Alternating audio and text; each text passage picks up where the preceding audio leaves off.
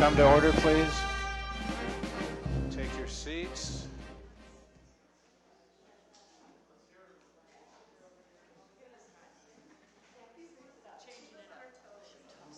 And you are all here for the special meeting of the Fairfax Planning Commission for the purpose of conducting a Planning Commission workshop on 2 of the 2015 Housing Element Opportunity sites.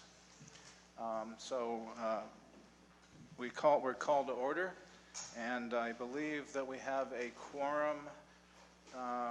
Should we take a formal roll, or no? We have a quorum of the planning commissioners.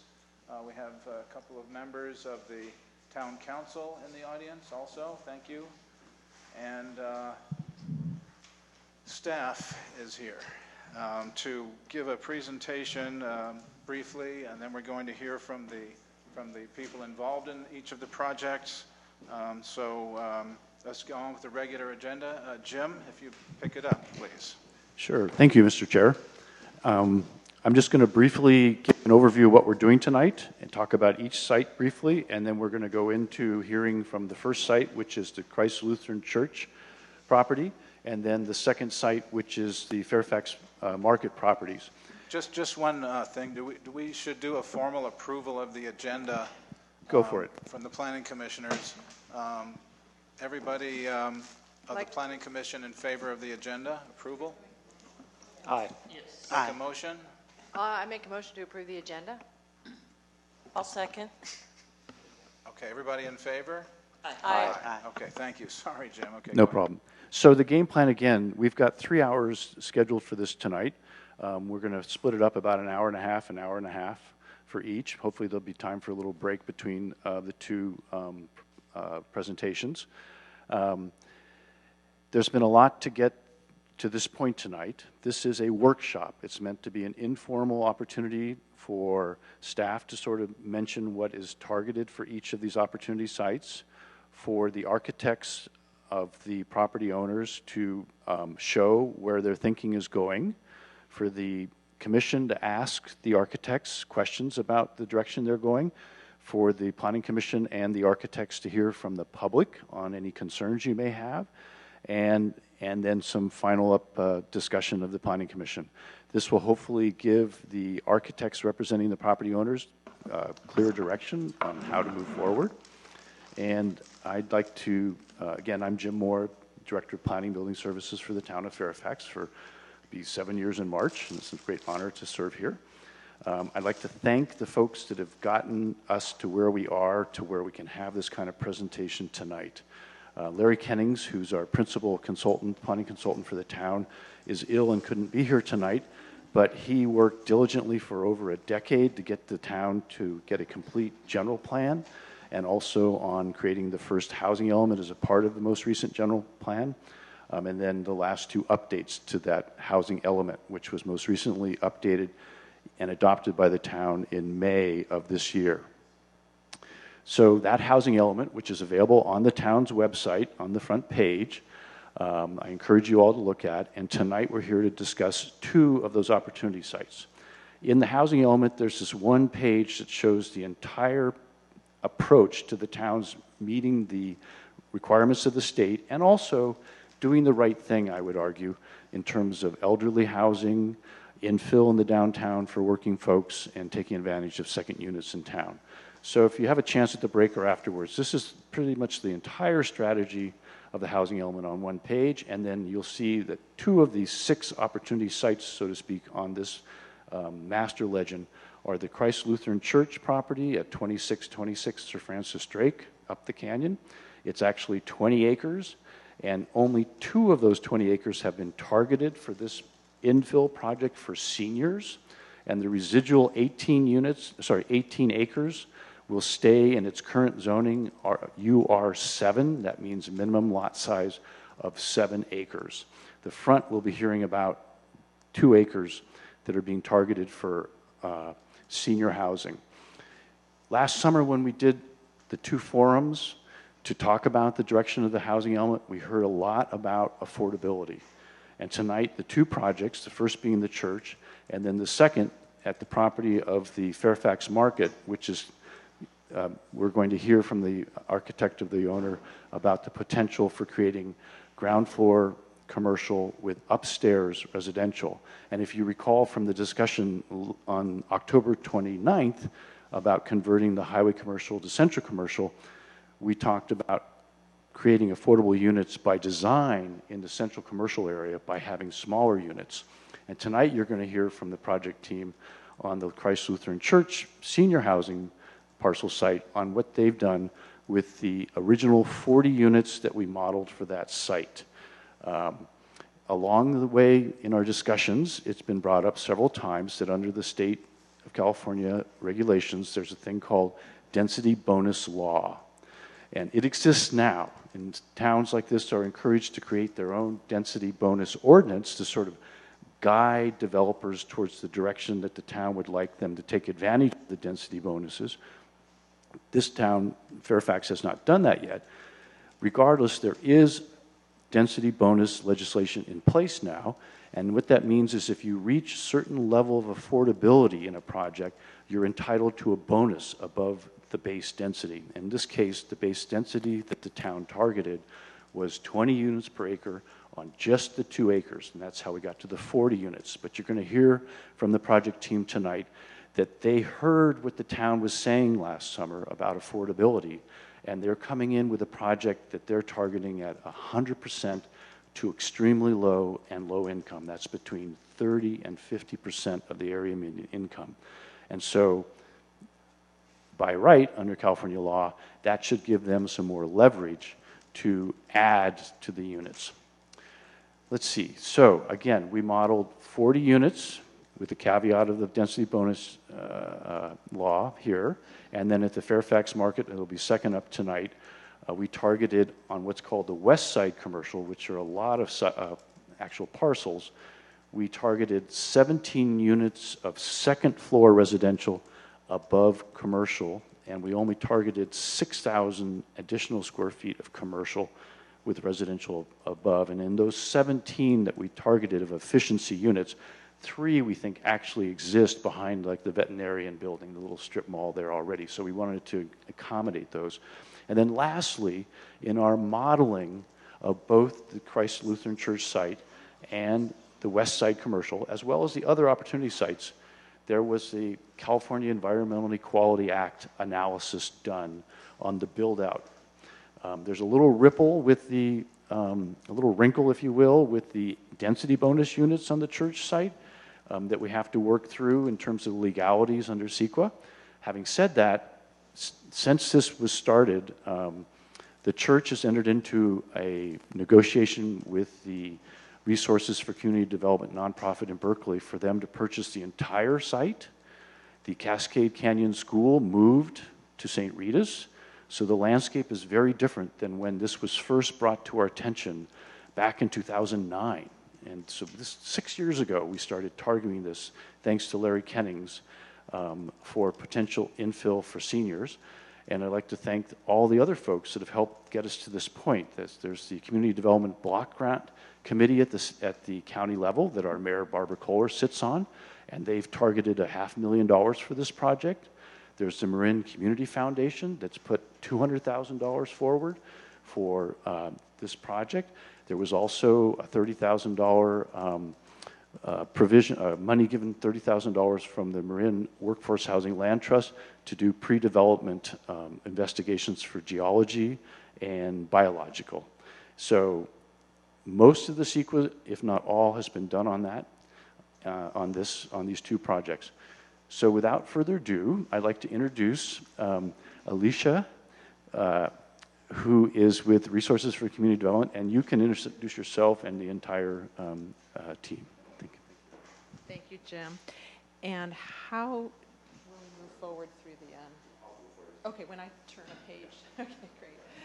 Well, good evening, commissioners and council members and members of the community. My name is Alicia Klein. I'm a senior project manager at Resources for Community Development, and really appreciate the opportunity to be here tonight and share with you our update on where we are on the concepts for developing the Christ Lutheran Church site for affordable senior housing. And Christ Lutheran Church, which is the owner of the site, chose RCD back in 2012. So that was only halfway through when the community started thinking about it, and called it Peace Village, and we love that name. Tonight here with me are Carolyn Bookhart, who's our Director of Housing Development, and our architect team, Rick Williams and Karen Murray from Van Meter Williams Pollock. And they'll talk right after I talk for a few minutes. And and then after we talk, we're of course available for any questions and are really looking forward to hearing feedback from commissioners and the community. I just want to point out that on the table we brought a few brochures from about RCD and our latest newsletter from the summer and a frequently asked questions sheet about just in general about affordable housing. So feel free to grab one or look at it. Okay. So resources for community development, you can go to the next slide. It was founded in 1984, and in our in the East Bay, and in our 31 years of existence, we've really grown. Our mission, though, has stayed true to providing housing for folks with the fewest options, and that means building community and enriching lives. And we've grown to the point where we now house about 4,000 residents around the Bay Area. No, you're good. You're good. So there's no one look to an RCD building. Our hallmark is we want to have attractive buildings that are durable and we incorporate green building measures and really are well managed physically, and so they're assets for the community, both for the residents and for the broader community for the long term. And these are some images of a few of our properties. The left and the right images are from senior housing. The left one is Villa Vasconcelos in Walnut Creek, and the right one is Barrelesa Palms in Martinez. Those are both senior communities. And the one in the middle is one of our LEED Platinum buildings in Alameda. It's family housing and called Shinsei Gardens. And in all of our properties, we can go to the next. Yeah, we work with the John Stewart Company for property management. They are one of the leading property management companies in the state of California, and we've really loved working with them because they are bringing the best practices from the field to us, but we are their largest client, and so they pay great attention to us, and we've really worked on a great system of they have wonderful dedicated staff, and they are giving us early input into our design, so our buildings are really benefiting from their continual learning about how to make a building work really well. Michelle, I'm sorry, but the PowerPoint's getting cut off, so Yeah. anything important gets missed. Okay, sorry about that. Oh, that's kind of funky. Okay.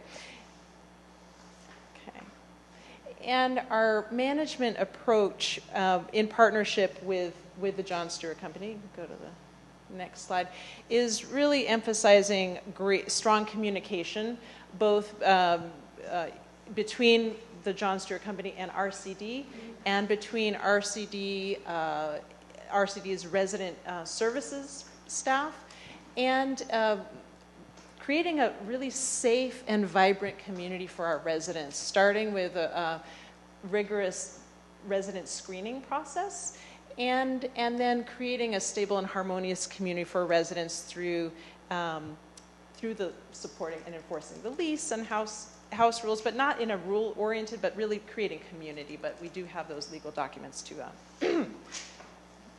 enforce if need be. And I mentioned resident services because in all of our new developments, we do both physically build space for a resident services manager to be on site helping our residents, and we build community rooms into the development. You'll see those in the drawings in a few minutes.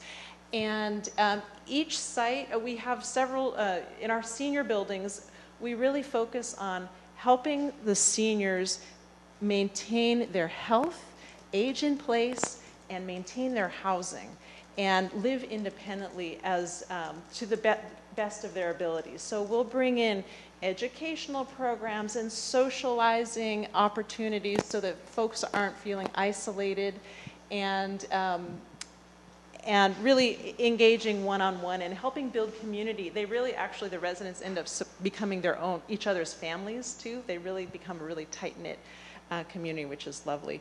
And wherever possible, we coordinate with services already existing in the community. We don't want to duplicate anything that is already in existence, but we will find out and help people plug into the full range of services already available.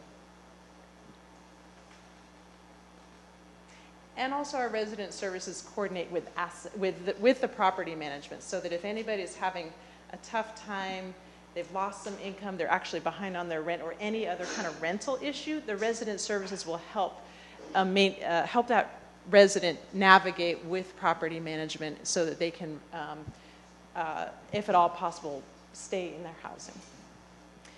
And then RCD provides oversight over all of that. And so our goal really, again, is to achieve physical longevity of the building, financial and operational stability, green operations, and also the social aspect of having a vibrant community life for the residents. So here's the site, as Jim was pointing out. And back when Christ Lutheran selected RCD as their development partner, the vision at that time was to create affordable housing for low-income seniors nestled in amongst the church and the school buildings where Cascade Canyon School was operating on the site. And the town and church had already previously studied the capacity for using the site as affordable housing, and the town designated in the housing element and for the 40 units, as Jim was describing. So, and then in collaboration with representatives of the town and the church and the school, actually, we jointly selected our architect, which brings us here today. Over the summer, as Jim mentioned, Cascade Canyon did move to another site, and so that the church then asked RCD, would we consider buying the whole entire parcel in this new situation? So we knew we had to keep within the 2-acre boundary because of how it was already designated in the housing element. So our great architects went to work. Okay, what can we do with the 2 acres?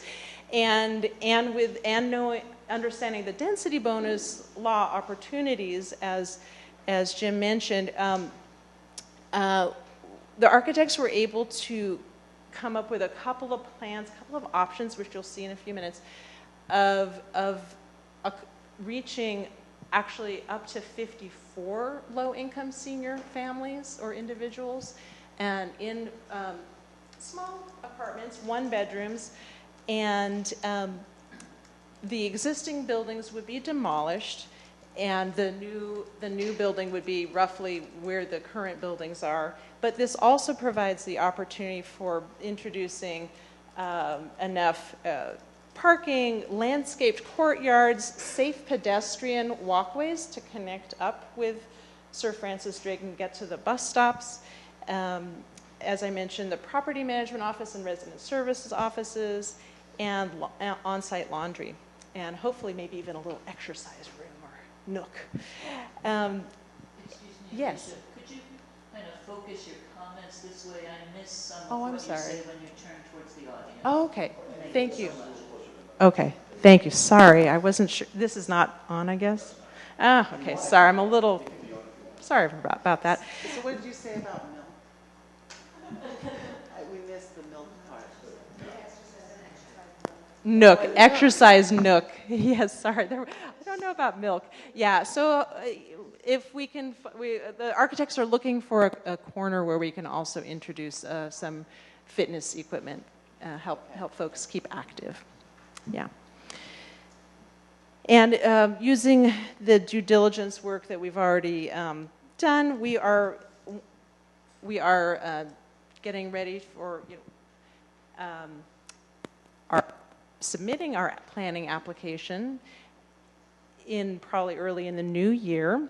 And once the local approvals are, if and when they are approved, then we would be ready to apply to the state for the remaining financing, building on the funds already committed by the county and the Marin Community Foundation. And the state funding is probably going to be from the Low-Income Housing Tax Credit Program and their new cap and trade funding, which is called the Affordable Housing and Sustainable Communities Program. Okay, next slide.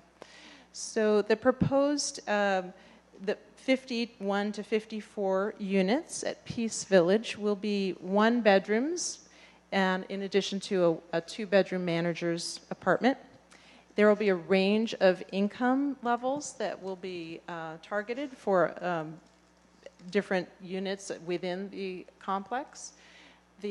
At the low end of the depth of affordability, the units will at 30% of the area median. Those folks who are earning about $25,000 a year maximum, and the rent for those units would be $623. And at the upper end, folks at 50% of their area median income who are earning about $40,000 a year would be having rents of $975. And the affordability is regulated for 55 years by the various different funding sources. Yeah. We are reaching out to the Marin Housing Authority to seek rental assistance vouchers dedicated to Peace Village, which will allow the apartments to serve folks with even lower incomes, such as if folks who are receiving disability Social Security income, while still maintaining the building well for the long run. And a little overview of the timeline. Lower left-hand corner is starting, 2010 was not quite right, I guess it was 2009. And then right now we're in the due diligence site planning, moving in over the beginning of next year through the rest of the land use approvals. And we've been already applying for funding, but that will continue for the next year or possibly more, depending on our luck. And then the time frames there could go faster, but they often don't go faster. So this is a kind of a realistic assumption about the time frames. And we hope to start construction by 2017, and we'll be renting up by the beginning of 2019. And now I will turn it over to Rick Williams. Thank you.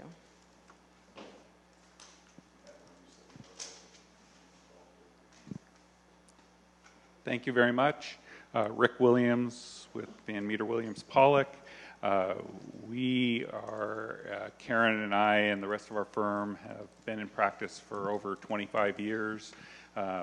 We really specialize in affordable housing and work with nonprofits throughout the Bay Area. I happen to live down the road in San Rafael over on D Street, if you do Halloween trick-or-treating, we're the Star Wars house. And we have been doing projects that are really based on community building.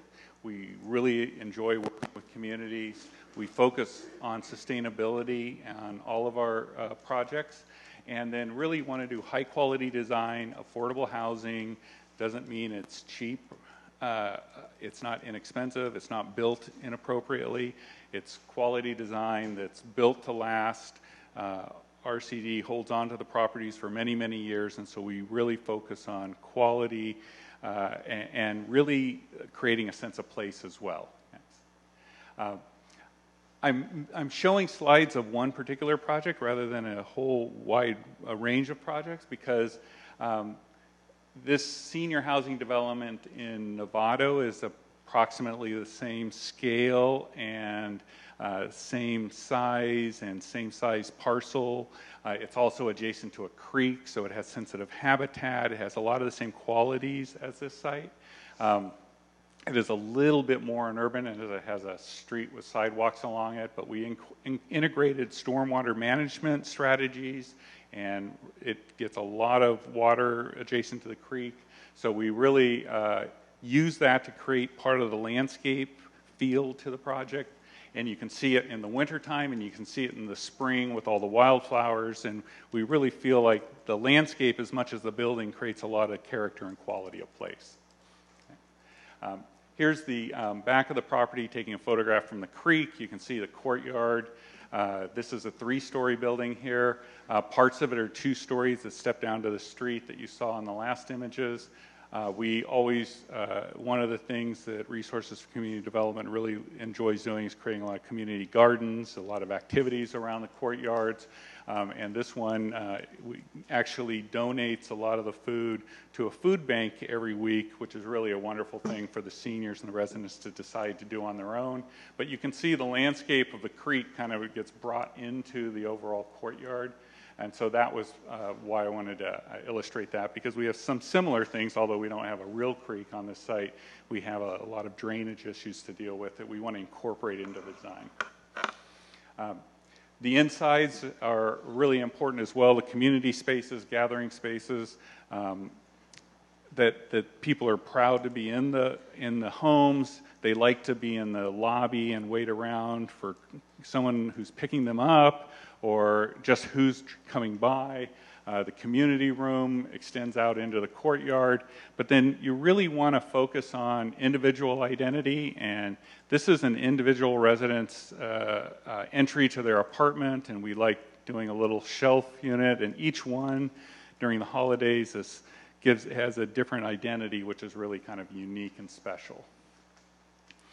The community spaces we really focus on light, and so that they can look out, they enjoy the spaces, and that they have a splash of color. And each one is unique, and each design is unique to the community that we're working in. Technology is something that we're incorporating into all of the buildings.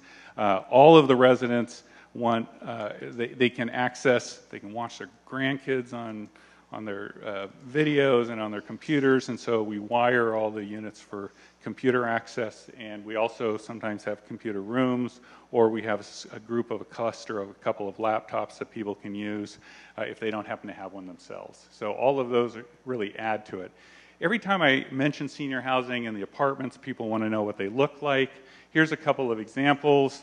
We do a lot of them now with eat-in kitchens. They have pantries if they don't want to go to the grocery store really frequently. We always offer a pantry. Everything is built out for accessibility, and on the ground floors we often are doing roll-in showers in a number of the units, but we always have the rails and grab bars, and everything in the units, all the units are adaptable, they're all elevator accessed. So, and we also focus on getting a lot of light in the building, in the corridors, in the units themselves, and try to add a little visual interest as well.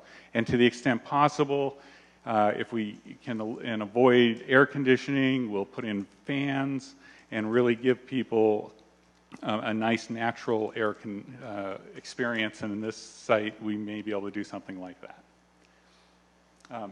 As I mentioned, sustainability is a really important aspect. RCD has that goal, we have that goal, and it comes through in a lot of different varieties. I've mentioned stormwater management, food production. You can measure it from the Greenpoint rated system or the LEED system. Our last couple of developments, including those with RCD, have been LEED rated. And so we really try to incorporate all of those aspects into the project, from energy production, energy efficiency for both the units and the building itself, but then also indoor air quality, because as we make our units tighter and tighter, indoor air quality, particularly for seniors, is a really important aspect. So I'm going to now shift over to some of the concepts we have. Is there anybody here that isn't familiar with the site? Oh, good. So the Cascade School was at the site. The church building is kind of in the rear. The more recently relocated buildings are up a little bit up front. Sir Francis Drake Boulevard. They used to have access through the site originally through a drive here, but now they come off of the street off of Sir Francis Drake, and we've tried to retain that. There are also a couple of small outbuildings, an A-frame, and a couple of other small structures that are in the back of the site, and there is actually behind the church building a nice flat area, and the church reminds us whenever we meet there that that's really a special place for them, that they really think that looking back into the hills is a really unique experience. As Jim mentioned, the overall site goes way, way back up into the hill. We're really focused on the 2 acres right up in the front here, which is the Peace Village site, and then the remaining 18 acres, we want to also have an additional conversation on what is appropriate for those remaining acres as well.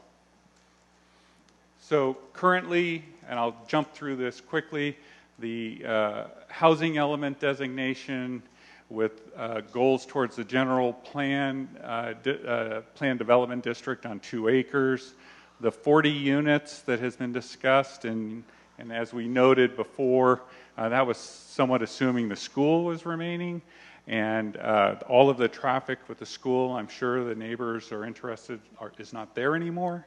So it's a much quieter place, and we feel that with the senior housing that it will still remain a very quiet place. So we're evaluating the site for up to 54 units in total. And the rest of the site, per the zoning, would allow for 2 single-family homes also on the remaining 18 acres. So 1 for each 8 acres, technically 7. And then just to remind people right now, the height is 2 stories or 28.5 feet. And we are looking at a possible concession of a 3-story building. We have 1 little tiny piece that might be 4, but I'll explain that as we go through the presentation. So tonight, we can get feedback on anything, but we really want to focus on the overall site development, the number of senior housing units, and our parking strategy. But the big questions for us are about building footprint, how big the building footprint should cover the site, and I'll explain that in the presentation, height and building massing, and then the remaining use of the site, the other 18 acres. We're looking at an overall parking ratio at between 0.5 and 0.7 spaces per unit. That is pretty typical of senior housing developments.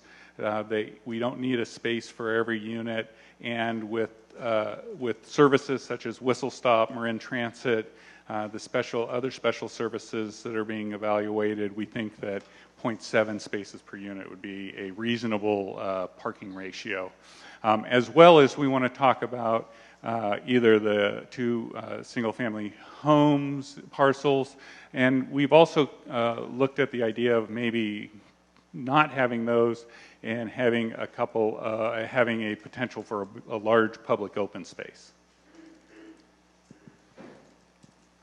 So I'm going to articulate 3 concepts today. One I'm not very ingeniously calling the spread out scheme, which is a larger footprint. It's 2 and 3 stories and does show the 2 single-family homes in the rear. The second concept is a compact scheme. All of these concepts actually fit not only within the 2 acres, but really are fit within the part of the site that has already been built on. It's either within the building footprints of the existing buildings or the parking lot. It's somewhat in that area, the flat playground area. So it's really within the area that's already been disturbed previously, because we know that we have a lot of sensitive habitat surrounding the site. We have this compact scheme, which is really a building that is predominantly 2 and 3 stories with a little piece of 4 that I'll explain. It's not really 4 stories, but I wanted to be kind of honest about it. And then we have this idea, we're taking the compact scheme and the compact park, and this idea that we might have a park at the rear of the property, and I'll go into that in more area, rather than having the single-family homes. So I'm going to go through a site plan, a massing study, and then views at the end of the two schemes. The concept one, our spread out scheme, has a 3-story U-wing here. So Sir Francis Drake is here, Mitchell Drive. We have brought the drive in at about the same location that it is existing. It proceeds back up the hill. The parking is along at each of the elevations of the two courtyards so that residents can park and go into the building. We have additional parking in the rear, which is for some of the residents and visitors. And then we have 2 courtyards that will get sun as it peaks over the hilltop.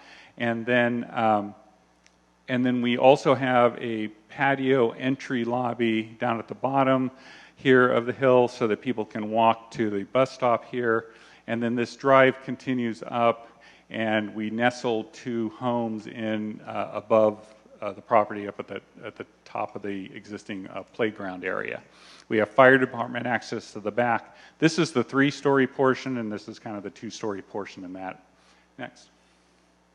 One of the points I wanted to make on this is that when you have this building in the big footprint, it's more spread out, and walking distance for seniors is a big issue. So that's why we brought the building somewhat close to the street so they can get to the bus stop. But it becomes a little bit of a rambling building as you extend up the site, and it steps up, and we have elevator access here and elevator access here. But it's a fairly long walk if you're walking from this unit up to this unit here to visit one of your friends. So we're trying to compact it in some of the other alternatives. And it also makes it more, it makes it a little more cost-effective to build, and it makes it a lot more sustainable from a standpoint of energy efficiency to have the envelope be in a more confined area. Yeah. So next. So this is option 2. I mentioned it has a smaller building footprint. Basically, they're both the same distance away from the street in this scheme. We have a courtyard here. And then we have a second garden. We don't have it as a courtyard, but we kind of have an entry garden as you walk through in this location. We still remain fire department and trash access in the back, kind of hidden away. And we have the same drive going up with some of the parking down below, and then the parking up at the top, including enough for guests and visitors, et cetera, as we did with the other. This, as I mentioned, has it has shorter walking distances. It's a little more cost-effective. There's less foundation and less roof, but there's also more opportunity that the overall site utilization is a little bit more effective there. On this, we have some 2-story portion. It steps up to 3 stories, and this is a 3-story wing as well. And just where the 2 wings kind of overlap, there's a little tiny bit of it that would technically be 4 stories. And this is that diagram here. You can see from the street, this is a 2-story piece here with 3 stepping back, and then this 3-story piece is here, and just where it hits the courtyard on this side, there's a little bit of it that would be technically 4 stories. And then here is the parking in back, and then the 2 homes again in similar place in the back of the site. So this is the other scheme that we had. This is our compact park scheme. Our idea on this is that we would use the compact building footprint. We would have the same, in essence, the same design of the drive, et cetera. But rather than the single-family homes, we're looking at, the city is looking at, the town is looking at different ways of looking at possibly purchasing the back portion, the back 18 acres. And this would allow for a little bit of trailhead park and visitor parking, as well as a flat area that has a little more of an active open space park. And then there'd also be, there happens to be a flat area back in here, which has volleyball and recreation, basketball and things, or it could be a garden as well. And then this could be a trailhead, as there are some trails that go back up into the hills. And so I think this is both RCD's kind of preference if this can be worked out. I think it's the church's preference if it can be worked out. And so we thought that the compact scheme works better with this overall strategy. It's kind of a win-win, more space, more flat area that can be more active play space, and the visitor parking could kind of work as a dual visitor parking for both Trailhead and the senior housing. So unfortunately, this one slide kind of got cut off a little bit on the bottom, but I wanted to show you kind of what the differing massing was in section. You can see in this version here, option 1, it's 2-story wing in the front, it's 3 stories that steps here, and then the 3-story version in this location too. So as we're stepping up the hill, the courtyards are at different areas.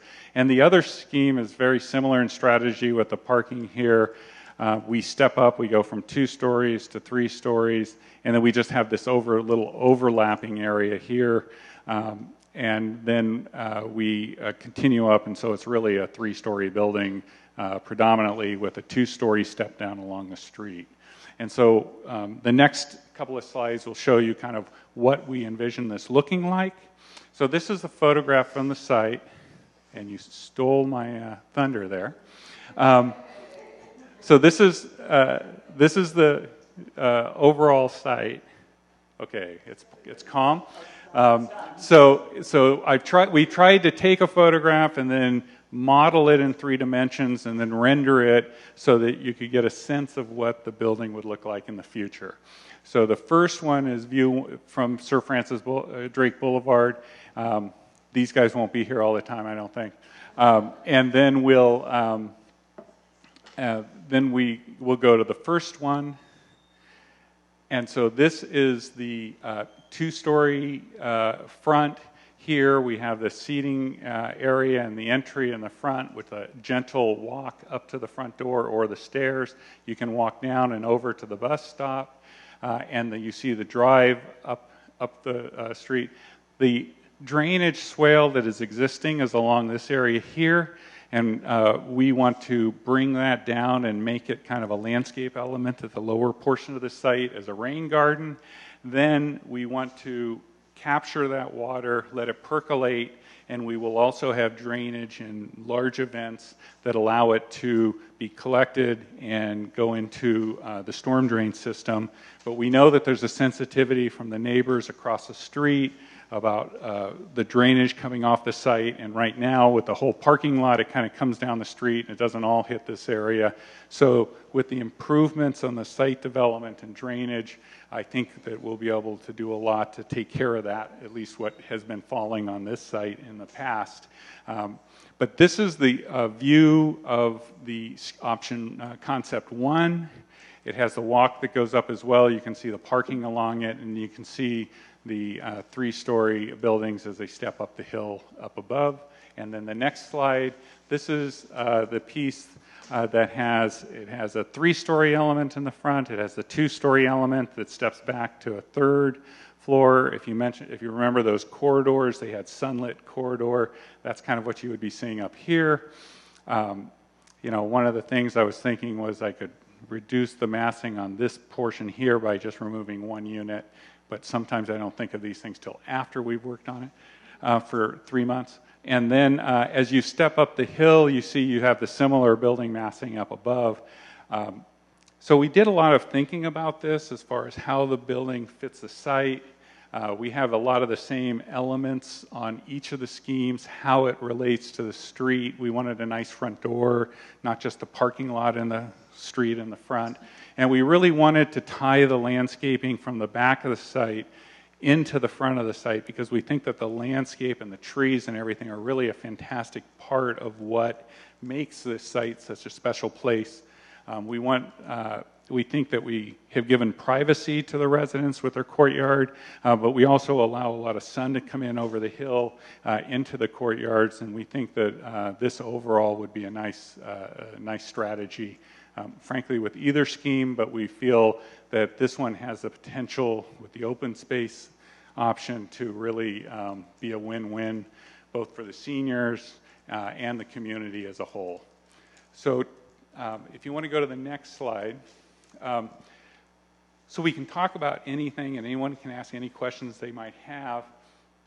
The things that we'd really like to make sure that we do discuss and get comment on are kind of the overall concept and site options, kind of the trade-offs of the spread out and the compact schemes, and the trade-offs of 2 and 3 stories, or 2 to 3 to a little bit of 4-story, and to have a discussion about the single-family homes, the public open space potential, and as I mentioned, any other comments that anybody might have about the concept as we have it today. So with that, I'm going to kind of open it up to everyone else. I have a couple of questions. Okay, thank you very much. I guess we will now ask planning commissioners for comments. Thank you. I have a couple questions for you, Rick. Okay, thank you. Let's see if I can quickly find my notes.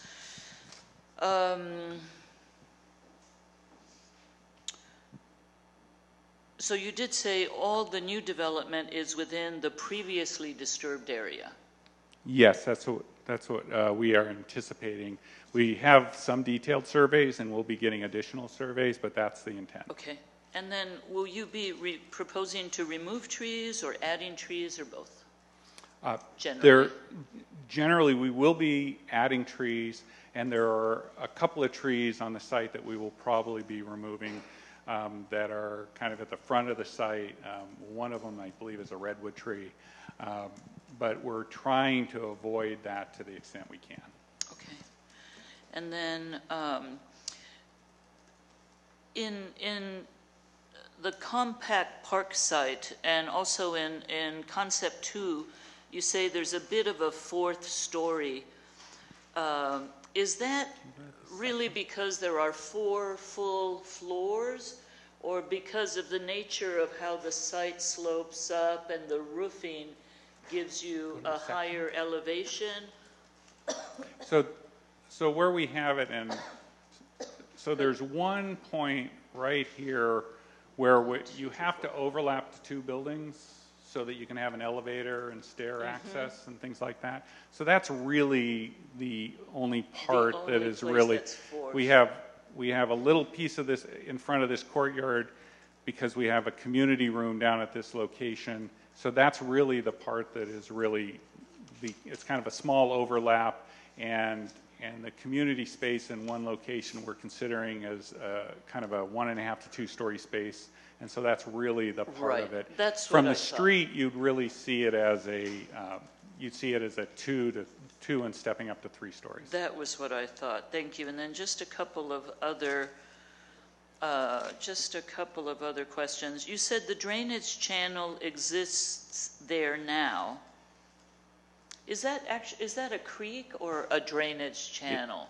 It is a drainage channel. It's alongside the edge of the existing parking lot. And so what we've done is kind of taken a key from that. It drains down the edge of the site, all along the parking lot on one side, and then about 3/4 of the way down, it goes into pipes, and then it ties in over to another storm drain manhole.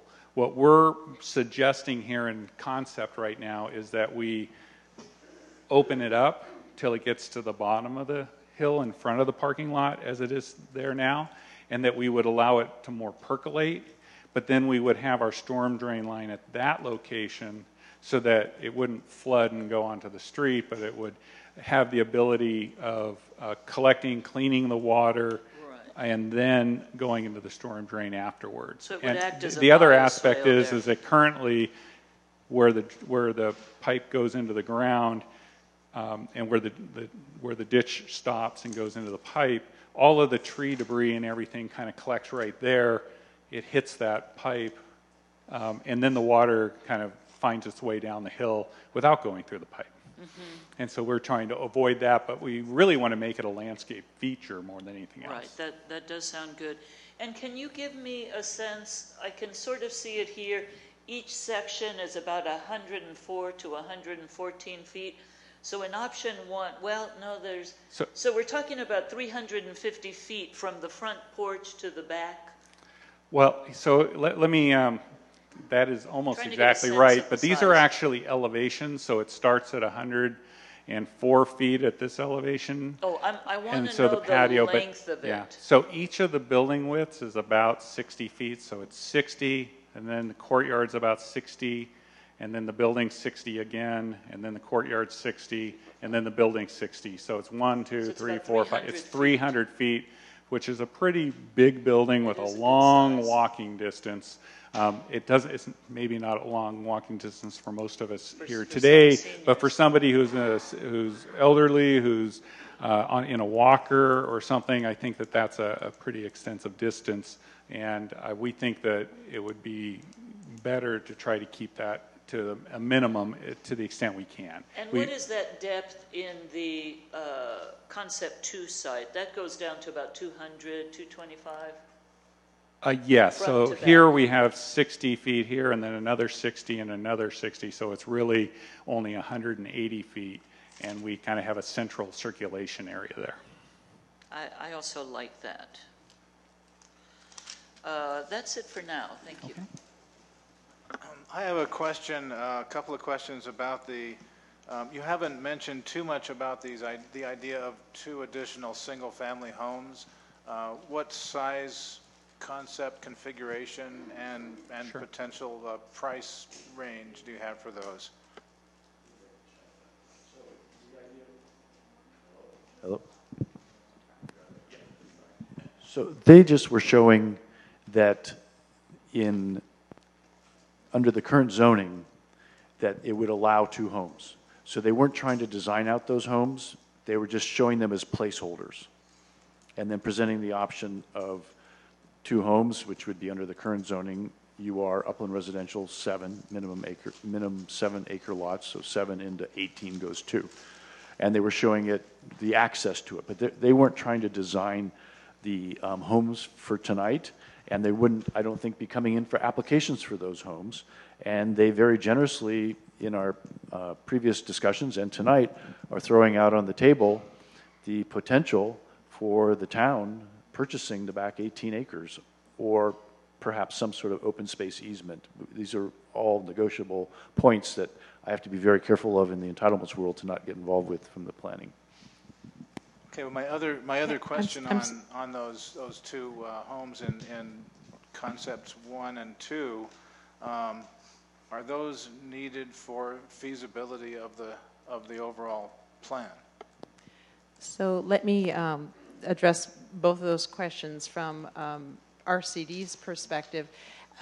We're not in the business of developing or owning or selling market rate homes. So what we would be we're only going to be working on the affordable piece. But since the church has asked us to buy the whole parcel, we would be looking to subdivide the overall land into those 3 parcels, the 2-acre housing parcel and the 2 other, either in the scheme of the homes, 2 other single-family home lots, or 1 larger lot that could be a park. But the financing we're lining up to make that overall purchase does count on being able to sell the back 18 acres for whatever development it is. And so we would need, because we are, not to get into the, purchase negotiations, but we would need to be able to at least sell it for the amount that we have offered to the church, or if it, or any variation thereof, and maybe the. Oh, okay, thank you, to the extent you could answer. Sorry. I had a couple of questions, and since you're up here, could you talk a little bit about the kinds of residents in this, not in terms of the income qualifications, but in terms of kind of functionality, how long people tend to live here? It's not a facility, it's not like an assisted living facility with different levels of care. So just thinking about kind of functionality, driving, just a little bit more about that. And then I've got a couple of architectural questions. questions. Sure. So the minimum age would be 62 years old. So some folks are still going to be working. Some folks who are older are retired, and some folks will have disabilities. But none of the units are currently targeted for any special need within, other than the income restriction and the age restriction. So this is an independent living situation. Each unit has their own kitchen. There's not a meal facility, but there is the resident services manager. So this is not just an apartment building that is totally unassisted. So what we find is that folks may be very independent when they first move in, and that over time their abilities they have health challenges and they do need more assistance. And what our resident services managers are great at is really connecting folks at those times when they need to step up to a little bit more assistance. Our resident services managers can help them connect with in-home support services and develop systems really as the community. As I mentioned before, the residents are also checking on each other. And so there's that information that flows back to the resident services manager. If somebody needs help, they will kick in and help them. And if at that point where independent living is not appropriate anymore, a resident can't maintain their household safely, then we do, in that instance, we have contacts with the family or the county and help folks move to a more assisted care as appropriate. Okay, we have time for a couple more comments and questions from the commission. Just a heads up, we're at 8 o'clock, and we have a few members of the public here that have joined us. We've set the timer for 2 minutes, so you just, before you open it up for folks to make comments, you might want to just get a show of hands, because at the moment we've got 2 minutes scheduled for public comment, and we can go over if we need to. I just don't want to give short shrift to the next presentation. Okay, so we have about, it is 7 o'clock actually. We have about a half hour, to allow for further comments. So a little bit more from the commission? A couple quick questions. Could you talk about the height of the different sections? And then you had mentioned the other scheme of maybe keeping the front, still keeping the whole front at 2 stories and then maybe stepping to 3 Sure. back. So each floor from floor to floor is about 10 feet. So on a 2-story scheme, that's about 20 feet to here, and depending on the exact slope of the roof, et cetera, this top area would probably be about at that 28.5 feet.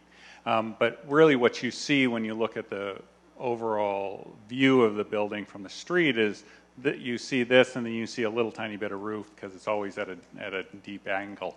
So on the and then as you proceed up, this is at a 30-foot point here. It's actually 29 feet technically, but so it's a little bit taller, but it's not a significant height differential. And whether or not we try to bring sun into the corridor with a version like this, or we bring the roof down a little bit more, there's lots of architectural strategies we can use for that. On the other scheme, again, each level is 2-story, is 10 feet. This is at about a 20 feet, and again, similar to the other section I discussed, here we sneak in some windows in the corridor. This is at about 30 feet at this point, so it's not a dramatically tall building. You have other prominent residents in the community, built homes in the community that are at about that height. And then what we did is we kind of used a gable form to bring out a gable face to really accent that entry. And if we could go to the view of the street again, Jim, if you can just move on to the view of it. So this is 20 feet at this point. This edge up here is about 29 feet. this is the one where this is at 29 and it goes a little higher here at the gable. And then this is the piece that I was saying, gee, if I brought this one out and took out one unit here, it would look like this piece down here, and maybe even keep the gable at the front to make the entry prominent. But that's not the driving piece to it. I think that what we're trying to do is develop a building design which is compatible to the surrounding area, isn't feel overbearing and too large, but also addresses some of the other needs of the residents, makes for an efficient building, one that is compatible with the neighborhood, and also there is a sense of importance, because this isn't a single home, this isn't a small building, it is a community, and oftentimes the residents are very, very proud of the place that they now have as a home, which unfortunately for many, the options were not very good. Some have been living out of their cars, they've been on the street, or some are moving out of other homes and poor situations, and so they really feel they feel like their home is really important. And so we try to make it fit in, make it subtle, but also make it something that they're proud of as well. And Rick, you mentioned that other prominent residences, you're probably referring to the Bennett House. That's right. Which is the how Bennett high? House is 3 stories itself, and those stories are actually a little taller because in the older homes, the floor heights are often 10 and 12 feet rather than 1, so it's a fairly prominent building itself. And just for the record, so folks know, I know the Planning Commission knows this, but the regulations by and large in town are 28.5 feet or 2 stories, where an architect could actually create 3 stories within that 28.5 feet. The code is written 2 stories or 28.5 feet, so this would require a height variance to go above that. Okay. Laura, you have comments or questions? Yes, most of the commissioners have asked my questions, but I had a question about the parking. Sure. And maybe staff, as far as Bennett House as an example, do you know what the parking ratio is for Bennett House? Okay. I do not know. Okay. I will say, as far as parking ratios go, not from city code, but we have had parking studies done on almost every senior housing development in what I'll call a more suburban or rural area, and we have found that about half the people that move in to the various senior developments in a similar type of location will own a car when they move in. Then you want a few for management and operations and maintenance staff, and then you need some for visitors. And we have found over time that somewhere between 0.5 and 0.7 parking spaces per unit has actually been more than sufficient. And in the Novato development, they were concerned about it. All those garden boxes that you saw were actually they were put in place of parking spaces. When you didn't need the parking spaces, we put in more vegetable gardens. And we thought that was a good trade-off. We did not have to cut the car tops off and use the car tops, but we thought of that as an option at one point. So we feel pretty confident with the overall parking.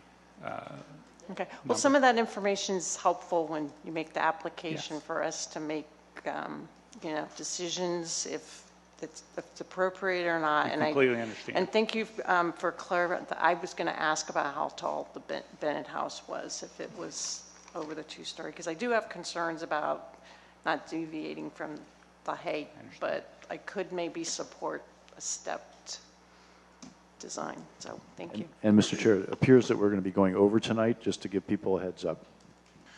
Right, okay. We really need to make some time for public comment, but one more? Okay, well, I actually had 2 questions. One of them is a 3-parter. First off, I'm interested in who's making the calls on the negotiations or the decisions about the 2 single-family and the sale of the um, other 18 acres? That's my first question. And then my second question is square footage related. What is the existing disturbed areas square footage? What is the square footage overall of the different concept schemes? And what is the sort of guesstimate of what a single bedroom square footage might be? So I can do the square footage numbers, and the building at 54 units would be approximately 45,000 square feet. I don't have the existing square footage figures on the site, but as I mentioned, we're staying within the disturbed footprint, which includes the parking lot and the buildings.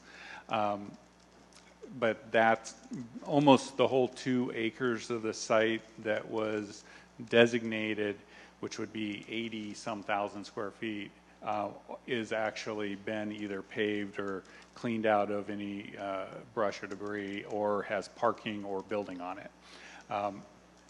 The average unit size hovers depending on the final unit size, but it's all the 1 bedrooms would be around 600 feet. Each one. There would be little variations. And then there would be a 2-bedroom manager's unit, which allows for a resident, a services manager, their family to live there. And those are usually a little bigger. Those are usually around 850 square feet, and they have usually two bathrooms. And then one of the things that takes up a lot of the room in the units itself is all of the handicap accessibility with the bathrooms and stuff. And there are also regulations around being able to get around beds for handicap accessibility now, as well as all of the kitchen adaptations as well. So it makes everything a little more spacious. And then we design them in a way to really try to make them even feel larger. Okay.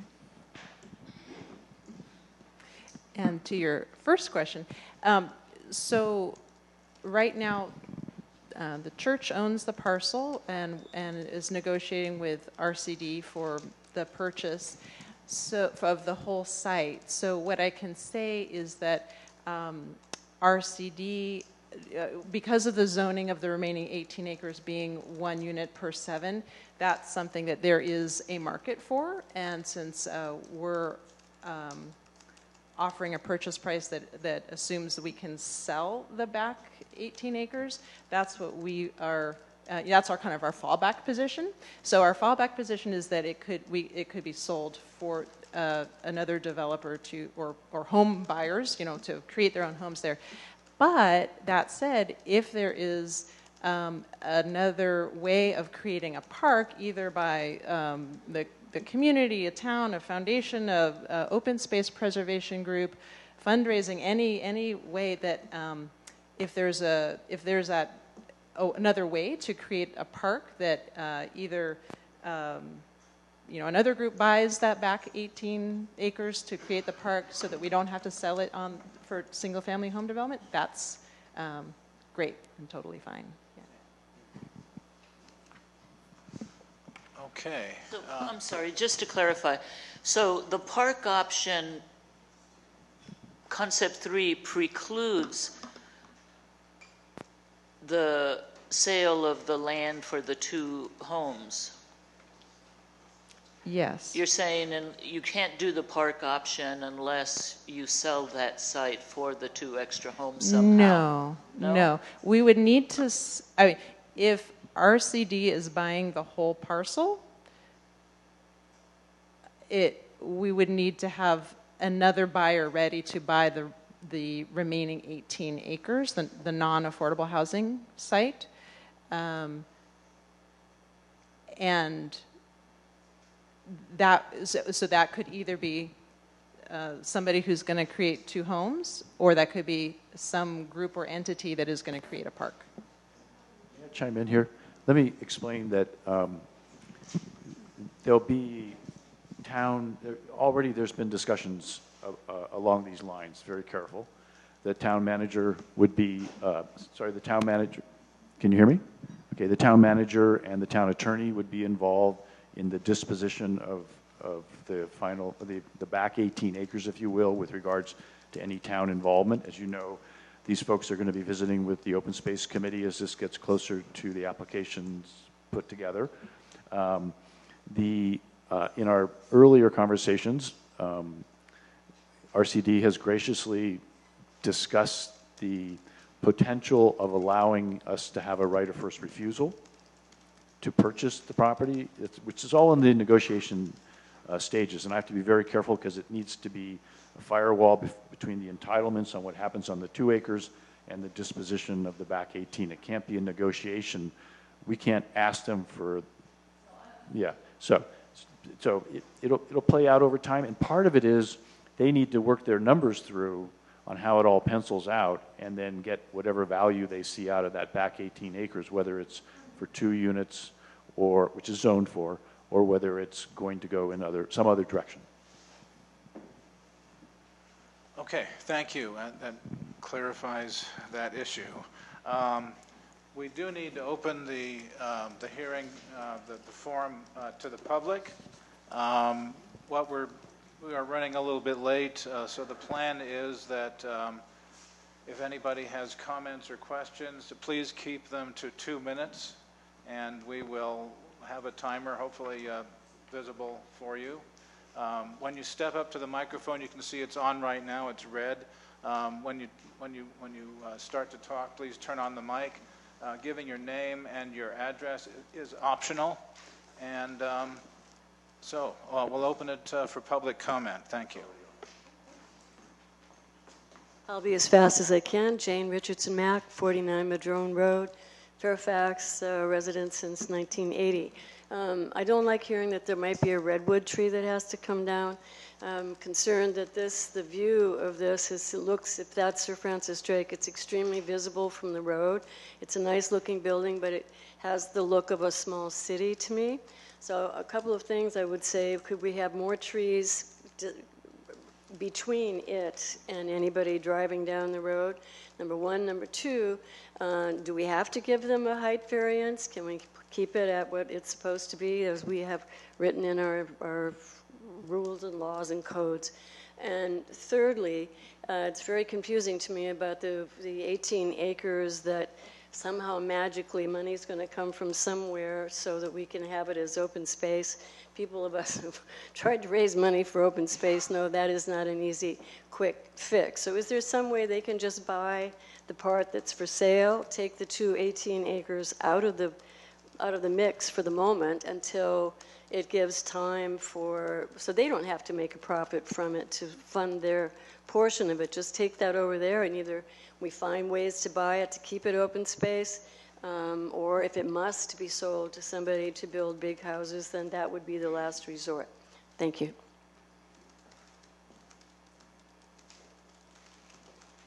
I'm Dolores Scott from San Anselmo on Sir Francis Drake Boulevard.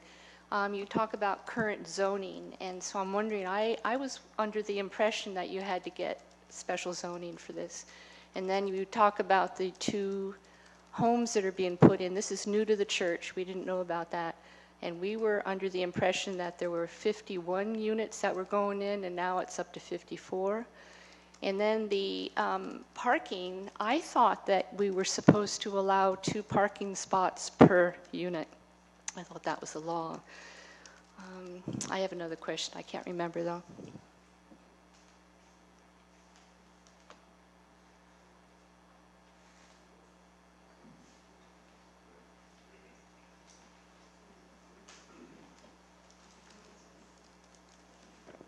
Hello, Frank Ager, 13 Meadowway, Fairfax. I just have 2 questions. What we hear in the community is they're buying the land for $1.5 million. And if in fact that's true for all 20 acres, the town, as a condition of approval of this kind of a development, should require 18 acres be dedicated to the town in public open space at no cost to the town. I don't know why the town would go out and buy the 18 acres if the whole parcel was only $1.5 million. Then the second question, on the height limit, we've been told all along about our opportunity sites that Fairfax has a height limit of 28.5 feet, 2 stories. And now we see there'll be some 4-story development here, a lot of 3-story. So the question is, how are we going to get from 28.5 feet to, I guess, 40 feet in some locations? I don't think a variance is that simple to pick up, but is there some overriding factor that will get the height up to 40 feet? That's all. 2 questions. Thank you. Is there any response to that? Right, okay. Any other public comments, please? Could you address whether folks renting the facilities could be restricted in any way to Fairfax, or is it open to the general community of California? No, Mr. Weinsoff, if you could say that into the microphone. We're creating a record. Thank you. Phil, just wondering on the affordability and folks being able to rent the facility, whether there are any restrictions that could provide some sort of a preference for local folks here in Fairfax. Thank you for that question. And actually, I have posed that question myself. I believe it's in research, and I expect to get an answer to that myself as well. So there's two of us pursuing that question.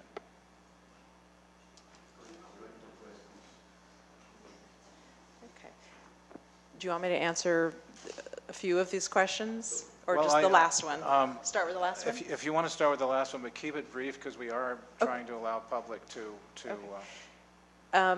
because we have a commitment of federal funds for the development, any locality, any preference needs to get approved by the Federal Department of Housing and Urban Development, and that goes through a comparison of disparate impact of the locality to make sure that the racial makeup of the jurisdiction is reflective of the larger area. And if that is the case, then HUD can consider it, and if that is not the case, HUD will not allow that. So I don't expect that would be approved, to put it bluntly. Okay. Do you have any kind of regulation for that? Can you cite to a HUD regulation, for example? Yeah, the Fair Housing Act, but I can we can provide you with citations for that. Okay. It's a burning question in the town. It's very common. It's a very common question. This is not the only place where that's asked. Yeah. May I, through the chair? Well, we're going to try to stick to public comment. We will be coming back to the commission.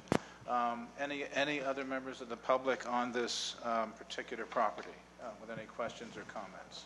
Excuse me, I didn't hear an answer to my 2 questions. Well, frankly, we will get to some answers through staff, and we just want to allow more people to ask questions. We are taking notes. Ray Bergarella, lived here since 1974. Was probably answered. Are these rental units or units to purchase, and what is the price range? I heard you ask that question, but about age and price range. I didn't see it. Thank you.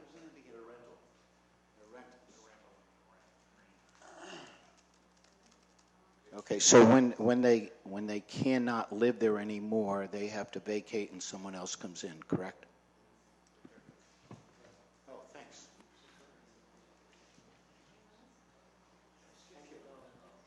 Anybody else? Any other public comments on this property? We may get to some answers now from staff. So with regard to Frank's questions, it's my understanding that you can no longer demand dedication of open space in California. The laws through the courts were changed radically in the 1990s, I believe. You cannot extract dedications like that.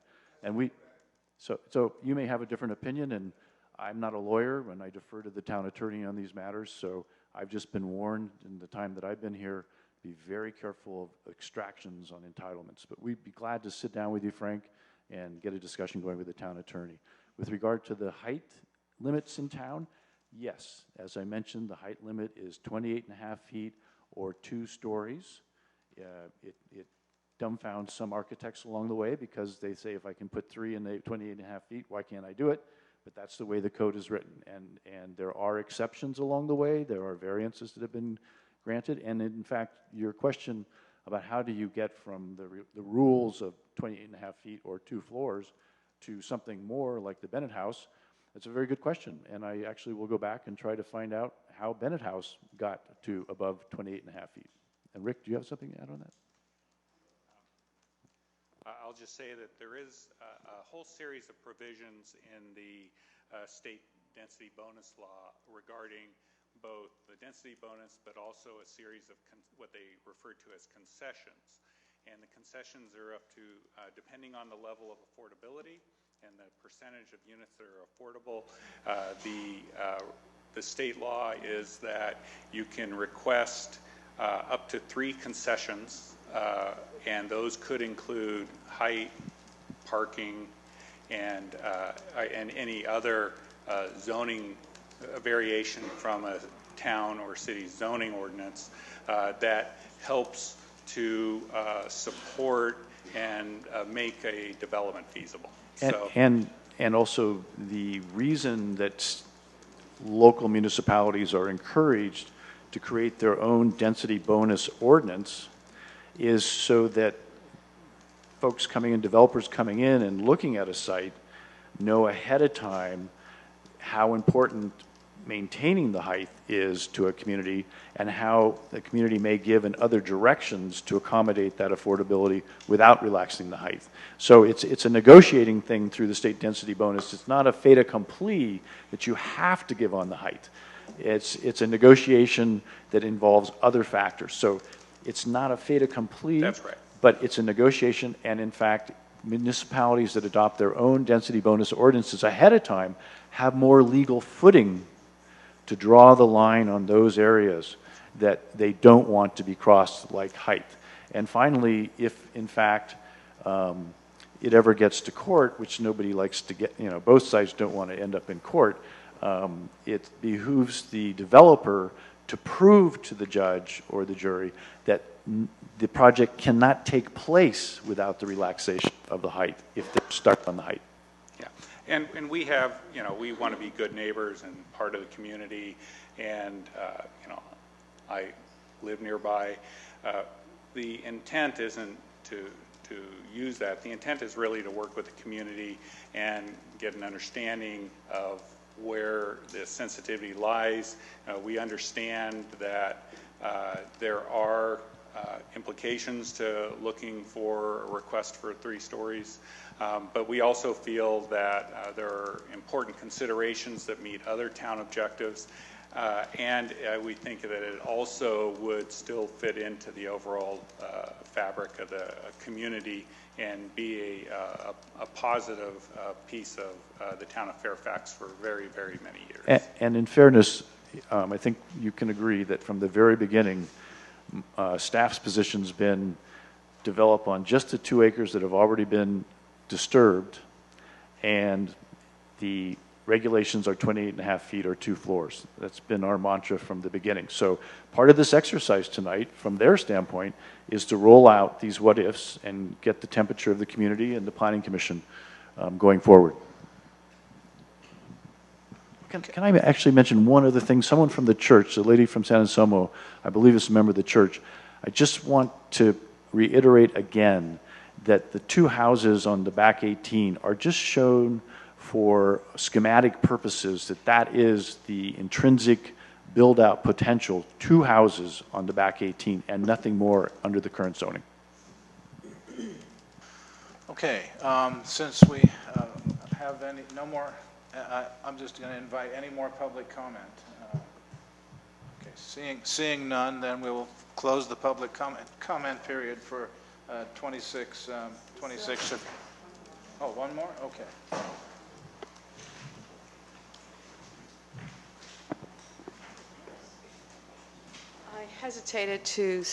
My name is Lynn Corwin, and I hesitated to stand up because I couldn't get here in the beginning. I was working. And so I don't know Are there going to be parking places for all these houses that are being built, all these apartments? 2 for each? No, no. I can answer that again if you'd like me to. Yeah. On the mic, if you don't mind. Did you have other questions? Maybe you want to give all your... Yeah, ask over. Okay. Is this a done deal? No. What we're doing tonight is having a workshop before any formal application is submitted. It's a chance for them to explain to the community and the Planning Commission the direction they're going, for staff to chime in at what has been modeled for the site as a targeted opportunity site, and for you all to give feedback to the development team. Okay. And one other question. What I understood in the beginning was that 2 acres was all that was going to be okayed for the ABAC. There are 2 acres targeted, and what you've seen tonight is on 2 acres, not counting the 2 houses. But why is 20 acres being sold then? That's between the negotiation of the church and the nonprofit developer. Okay. Okay, thank you. As I mentioned before, we're looking at somewhere between 35 and 40 parking spaces on the site. For if it was to be 54 units, that would allow enough for the residents that we anticipate owning cars, plus management staff and visitors. We have found in the past in many senior housing developments that typically only approximately 1/2 of the residents own cars. They're at a very low income, cars are expensive to maintain, and then as they age and in place, they use cars even less, and at a certain point they stop driving.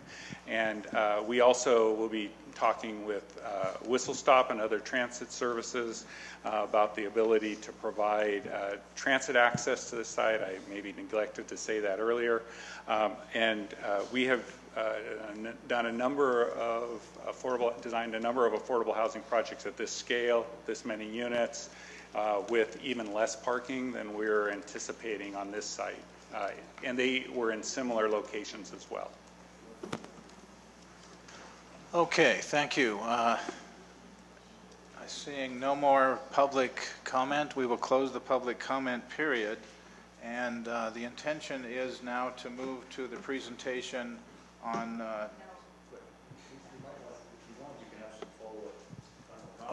Final comment. Okay, we can move this back to the commission then. If any follow-up comment. Thanks, Chairman Green. I have one more question for staff. And it's kind of from the follow-up to our last public commenter here. When we worked on the housing element, we were under the impression that the Peace Village was going to be nestled in with the existing school and the church. And I kind of recall that we really did think that the other 18 acres, and that was the conversation we were having with the church, was going to be left undeveloped. And so when we talk about the rezoning of the 2 acres, and that the general plan really calls for that rezoning, I want to get some clarification from staff about whether that was really the whole big parcel, kit and caboodle, 2 acres development, 18 acres undeveloped, versus, oh, well, we've already in the general plan moved forward to rezone these 2 acres, and now let's go back to 2 single-family homes because that's what it's currently developed as. I think that is kind of a change in the way we were looking at this parcel, and I wanted to get some explanation from you. Sure. From our standpoint, we were always targeting 2 acres up in front in the already disturbed area. The residual 18 acres is zoned upland residential, 7 acres minimum lot size. Candidly, I don't remember any discussion saying that because the front 2 acres are getting targeted as an opportunity site, that the back 18 acres won't be entitled to its already zoning. I don't recall any discussion along that matter. I do. So, okay, we're not on the same page there. So, and again, I think that for illustrative purposes tonight, they've just pointed out that the residual entitlements, if you will, to the back 18 acres is one house per seven acre minimum lot size, and that would intuitively just be 2 homes, and you've got to get to them, so that's where they would be. And they've now folded that into their equation because the negotiations with the church are for the whole site, not 2 acres. It's for the whole site. The church wants out. So that's actually been sort of a blessing in the sense that it takes away a lot of the challenges. The school first left, and then when the school left, which is a main tenet of the church, that's when they decided, well, maybe we're a dying congregation, we're older in age, and maybe we'll just negotiate on getting the whole site. So these things were outside our realm of involvement, the evolution of the moving of the school, although maybe this site put some pressure on, or this project put some pressure on them moving. And the church's decision to sell the whole thing we weren't pushing them to do that at all. No, I understand what our role is in terms of the transactions involving the real property. I'm just saying that when we worked on our housing element, I think the community had a different understanding about what the development proposal was in connection with the development of the housing element. Maybe other members of the Planning Commission disagree with me, but that was my take on it. I was on the Open Space Committee at the time, so I was particularly paying attention to that. And let me back up and just address one other thing regarding what Frank said about the dedicated open space. There is a mechanism through a development agreement where you can hammer out details like this that are not considered straight extractions by the court. So there is another angle through a development agreement, and I have to yield to our town attorney and not get too far along on that. Okay, more comments from the Planning Commission? One more, hopefully. So with respect to how we evaluate variances and accommodate and work with a site like this, you know, when I hear what we're looking at, it's a series of trade-offs. It's a series of looking at creating affordable housing in our community. You know, we've got values of affordable housing, green building design, a look and feel that fits with our community. And how do we put those pieces together in the best way possible, knowing that they are often at odds with each other? So for example, what we heard tonight is that the most efficient building structure from an environmental standpoint is a compact building, right? So that would then kind of, you squeeze it together and it's like a whack-a-mole game in a way, right? So you squeeze it together and it pops up high, and then you think, oh, wait a minute, does that really fit with what you look at when you drive along the street and other buildings in our community? So you shove the building down and it squeaks out. And then you think about the impact on the community within that building. Maybe it looks better, but it's not quite as environmental, or maybe, and then there's the affordability issue and the financing issue. So you're looking at saying, well, in order for it to be financed with a nonprofit organization, there has to be funding there. Now, it's not a profit-making business, but it is a business, and it has to be financed in a way to be affordable.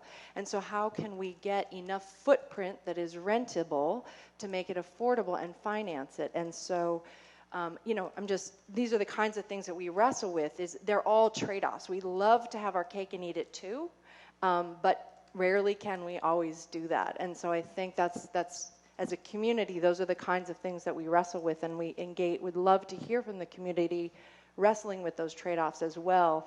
And it's a lot easier if we all acknowledge that there's trade-offs rather than having just this whack-a-mole of not this, not that, not this, because we want to make something work. I do think, however, that this height issue is something that we've heard a lot in the community, so it's something to think about when you look at the design of having a lot of articulation in the building, so that maybe you've got some sections that are 3 stories next to 2 stories, and in the back is a higher. So the more kind of narrow in the back or pushing it back a little bit, the idea of screening it from Sir Francis Drake, maybe a little bit more to ease that visual from the front. So I do think that that's something we've heard a lot from the community is that height issue seems to be a thing.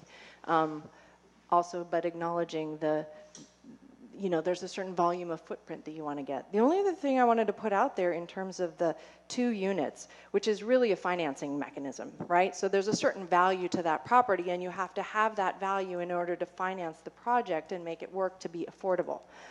Are there other mechanisms for getting that value by adding an annex that's another affordable project, or adding another, some way of adding some additional 4 to 6 units onto the existing thing so that you don't have to do those other, because really all you need is the financial value out of those other 2 units. And if you can fold that financial value into the existing project, another X number of units into the project rather than those residences, and it gets you the financing that you need, that might be another way of dedicating it to all open space without additional footprint of commercial rate buildings. We get, you know, to me that's kind of a great win-win possibly, is we get additional affordable units, we get open space, you get the financing that you need. You know, something like that. I don't know if you would consider that. I don't know if we would consider it. I don't know what it does to the density or anything like that. But to me, that would seem like a better win-win-win than having commercial residents at market rates, no park, that kind of thing. So we could take your comments that you just made under consideration and very carefully explore them with the town attorney. Okay. I think we need to move on to 2040 Sir Francis Drake Boulevard. Take a 5-minute break.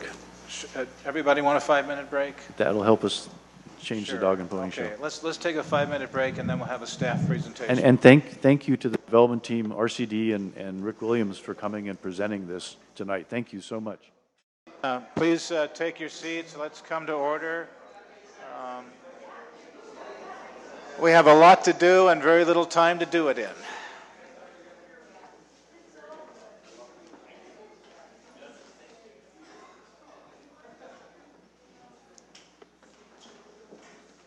Okay, so we've had a very thorough discussion about 2626 Sir Francis Drake. Now we'll get into the staff discussion first on 2040 Sir Francis Drake, the Fairfax Market site.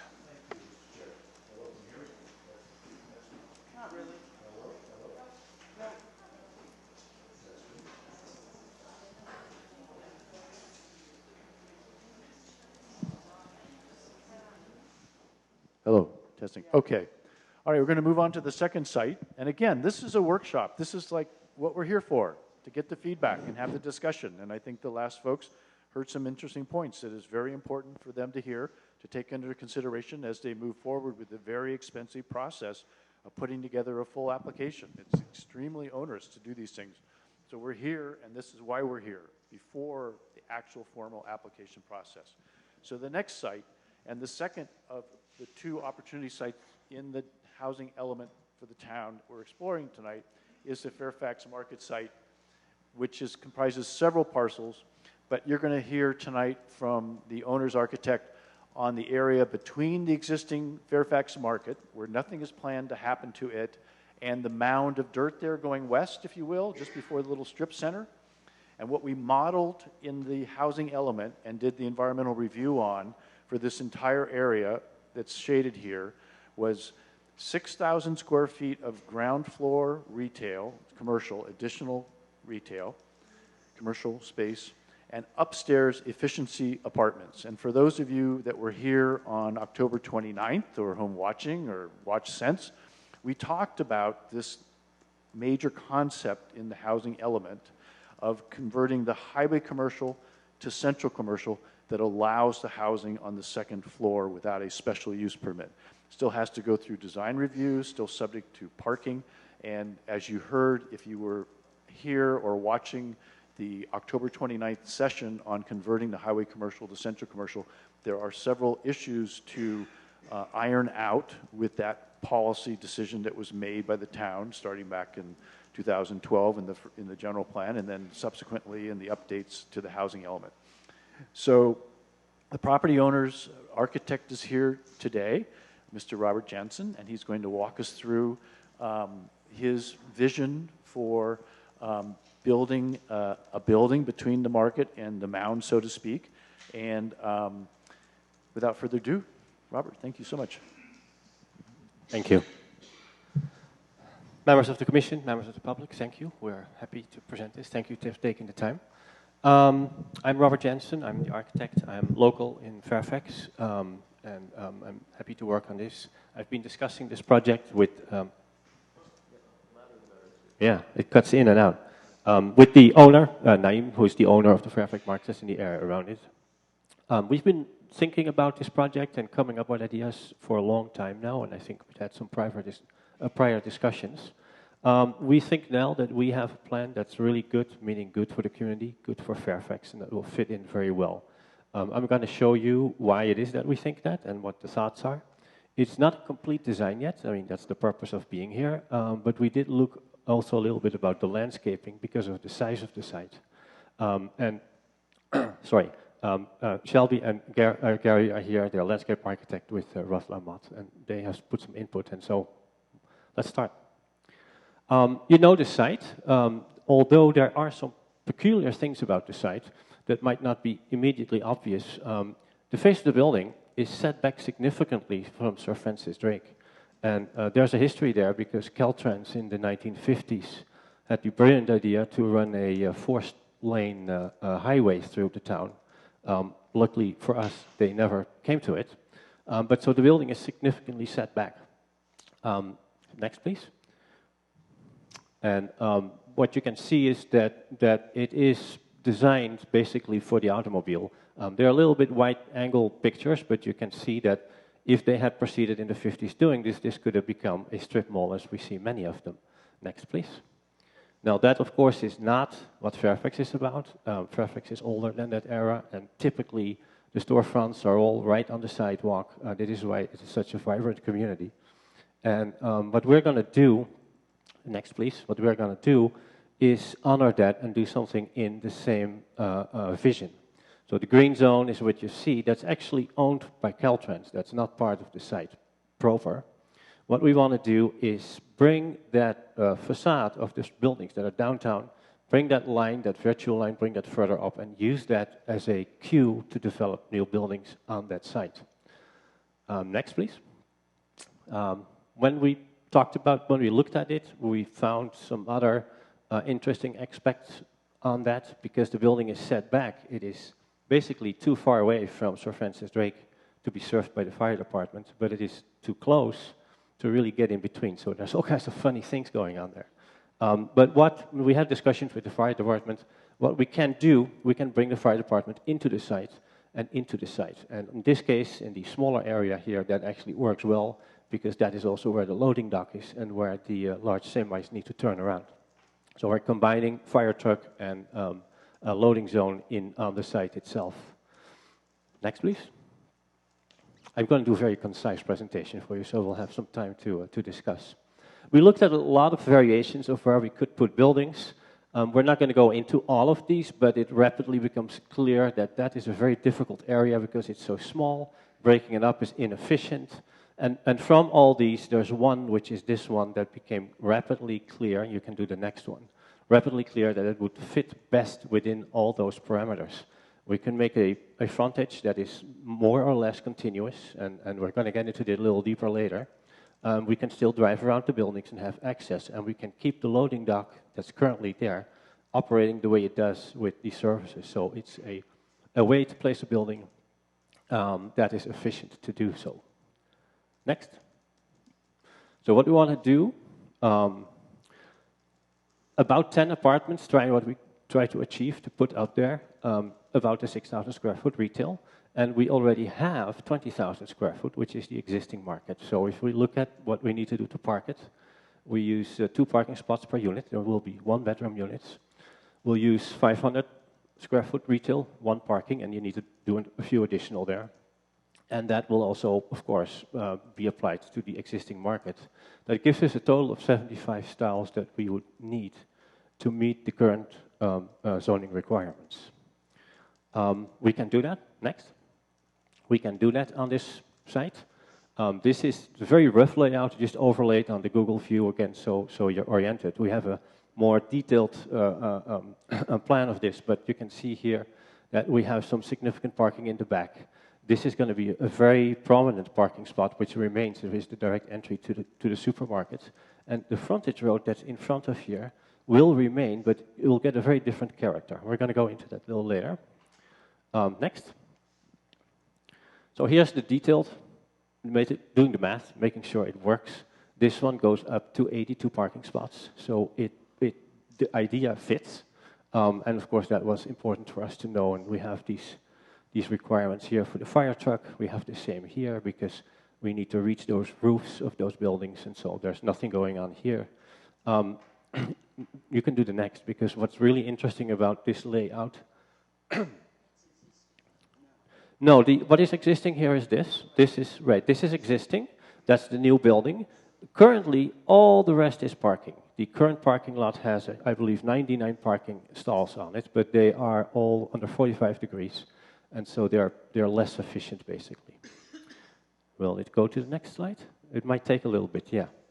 So there's three components that are really important about this layout. The first one is how this site will connect to the rest of downtown. This is the existing sidewalk along St. Francis Drake. What we're going to do is we're going to create a secondary slow-moving vehicle, just a connector for the parking spot. So this is a drive aisle. And the parking is going to be on the store side, what means that the sidewalk in front of the store will be continuous, and you'll have parking along the curb as a natural barrier. And then you have this little roadway here that just connects the parking lot itself. But what is important is how it connects to, for a pedestrian level, these are two existing sidewalk crossings. So you'll enter the site, you can walk along the sidewalk, and you can walk along the new building sidewalk, and you can go out, and all kinds of other circulations are possible. Including, there is this comes from the history, I don't know the full history, but there is a gate here to the housing project right above of it. And currently that gate is used for people. They find access and get into the site. Next, please. Vehicle movements, of course, based on the prior, it's pretty straightforward, right? If you want to park, if you drive up to the supermarket, if you want to park, you're probably going to look at this parking lot as a primary a spot to look, or you drive along, you park along here, or you can go in the overflow parking in the back. The loading, of course, goes in and out the same way it does now, and the fire department can drive through the site, which is a requirement. The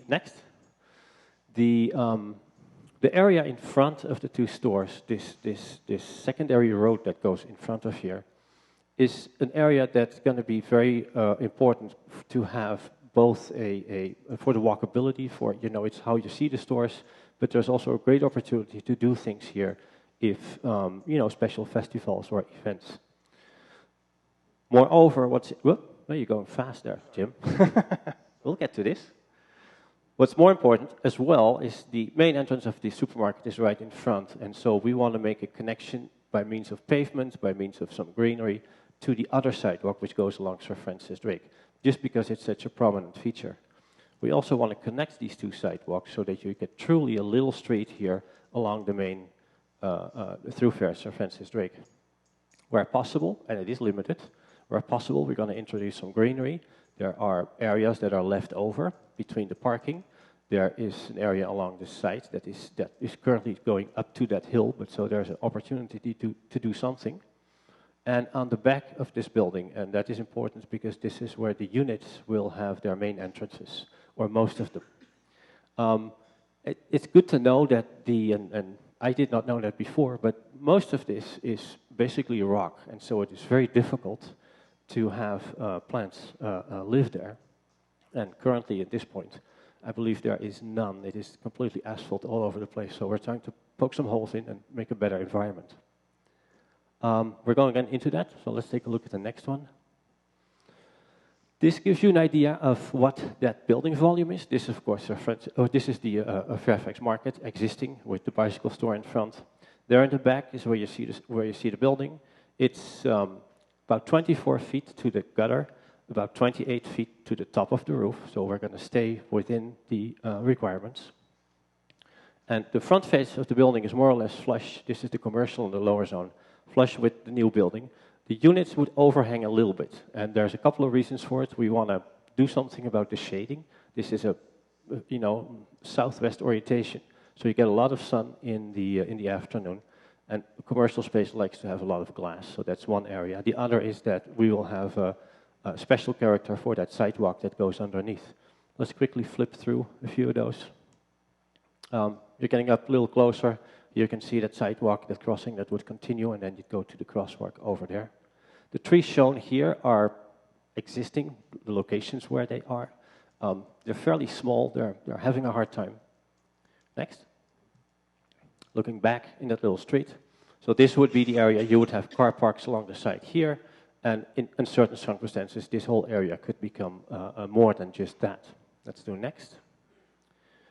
Here you see it in section. So that is that sidewalk. This would be a parking. This would be a drive-through. That's the existing sidewalk along Sir Francis Drake, and that's Sir Francis Drake proper. And we would use street furniture in various alignments to make a character of both this sidewalk and that sidewalk, so that the whole area gets a little bit more lively than what it is now. Next. Same section, but then at the existing supermarket, which sits here. And so this would be that main entrance, and this is where, through special pavement, we want to make a connection. Although vehicles can drive through, you would want to signal that you can have a crossing there. You see some ideas about these boundaries and how they could be beautified, and here you see an example of what you can do with pavements in a very limited area. Next. This is the very beginning. This is where where you have the parking lot that still goes in further deep, so this would be an area where I would try to create something that is more green than what it is now. Next. The building itself, ground floor, it's about 125 feet long, 55 feet deep. It would be mostly commercial, but we believe we're going to build one accessible unit on the ground floor, just simply because it's the only way we can make an accessible unit, because we can't have an elevator in this building. Stairs would be on the back, possibly on the side, we'll see. We will have a lot of doors from the commercial units, because we anticipate that there's going to be multiple smaller commercial activities happening in there, possibly combined with the units on top, so you'll have a live-work situation. Let's look at the upper floor quickly. This is a total of about 9 units that we currently have. We could make the end units different. We're still studying that. We don't know that for a fact.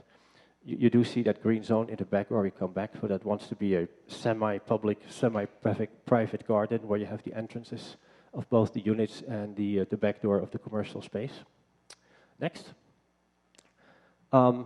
As said, we have not designed this building yet, but we know that the units are going to be about 600 square foot currently in this setup. It just pencils out to be for one-bedroom units. Because they will be small units, they will be inexpensive. And I think that's important to understand. This is a private development. We're not using subsidies or tax money in any form. We're just building these. But by their very nature, because they're small, they will hit a market point that is affordable. And that's also exactly why we want to do it, because that's where there's a tremendous demand. And this location is very good because it's so close to downtown, it's close to the stores, it's close to public transportation. So it's the type of unit that we believe needs to be built there. Next. For the materials, there will be, the roof lines, these are just samples of other buildings that have been done. We're looking at using wood. We want to have a lot of glass in the units because they tend to be fairly long, so the exposure of the glass in the middle units is less.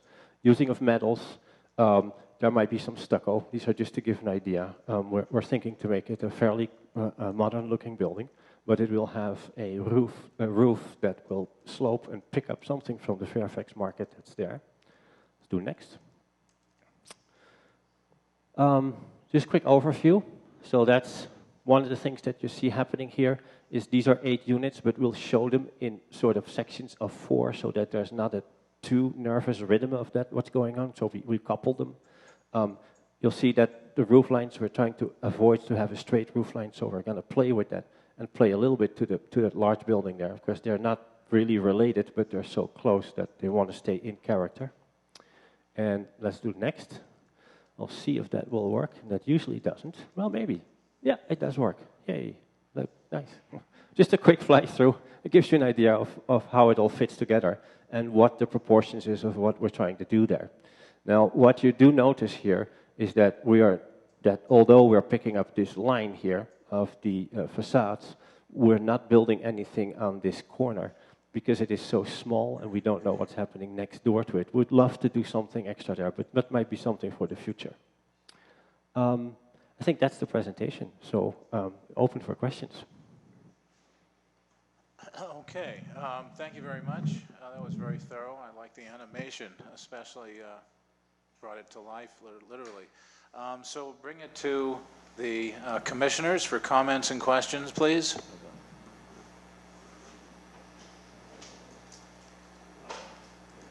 So this is a small point, but on the front, along the front of the existing market, the Fairfax market, you're proposing to rearrange the lanes, but there would still be the possibility of a car driving in and parallel parking and then continuing on out, because that is how most people shop at that market. It's really convenient. So that's correct. Okay, Mimi? Thank you. Thank you very much for the presentation. And I am interested in more about the rationale behind going from currently 99 parking stalls down to somewhere between 75 to 82. Does the Fairfax, I'm just wondering, so the residents would have their own dedicated parking, or is there a concept that the market doesn't use a lot of the existing parking? What is the justification for reducing the parking but adding more commercial space and more residential space? Thank you. It's a little bit of all of that. The current parking lot is basic. It's never full, so you might have noticed that there's never parked on all sides, and so that tells you that with the current functioning, it's overcapacity.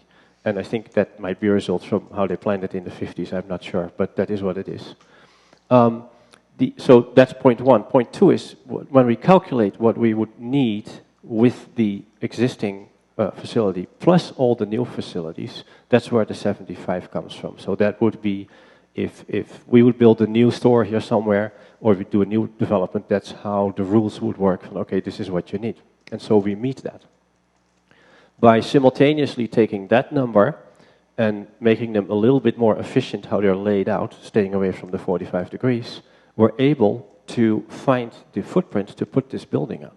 And so that's about the maximum we can get on the site. So that's how those three components come together. And again, the best proof, I think, for why that will work is if you drive along today, you will see that the corners of the parking lot are always empty. Maybe some cars for sale there, but that's about it. And another question, if I might. I recall the last time the owner came to the town to talk about a proposed development on this particular parcel. I had concerns about the visually distinctive areas that are identified in the general plan and the way that proposal potentially block some of the views from downtown. Have you considered that in this design, and is that one of the... The previous proposal was a bit different than this one. It was oriented very differently. And so that did not follow that story that I introduced, that we want to keep the idea that the facade meets the sidewalk is something that wants to be emphasized, and that people walk right next to the stores instead of having this vehicle no man's land. So I think that's the big difference between those two projects. Of course, this is a two-story only. I think there were some variations in the former one as well that probably was an issue as well. So I think that this is a much better proposal to do this. Okay, just from experience, when you create a situation where you have a retail building and then a parking lot or an alley or something behind it, that can be subject to crime. And so a well-lighted place would be recommended. So have you taken that kind of idea into consideration? We've not yet thought about lighting or those kind of details, but I think what is important is that the backside will also have some or all of the entrance of the units. And so we're trying to create these little green areas, those little front yards basically, where you start to go up. So you get the inhabitants using that space as a semi-private space. So that will change the character of the backside of the building. Beyond that, I think it's a very good point that that area needs to be well lit and some planting needs to occur so that it is a pleasant area to be. And maybe one last point to add to that: it's not a dead-end parking lot, right? The drive through and drive around will remain, so you don't have a dead-end alley, which makes those problems worse. Okay, thank you. Other comments or questions? Through the chair. I don't know. I have some concerns about the existing driveway that you're preserving that I'm not so crazy about.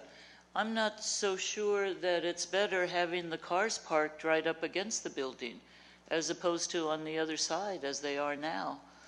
I'm just not quite sold on shifting the cars over. I understand you have constraints, and I certainly like the look of some of the photographs that you show about potential landscaping and potential look of buildings, but these boxes and that circulation pattern don't really do a thing for me. But obviously, you're just starting out with it. I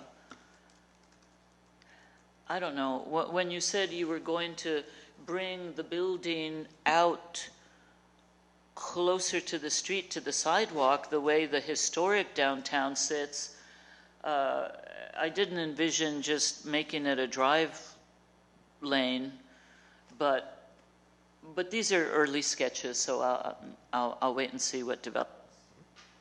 No, thank you. So I'll address it quickly. Those are very good points.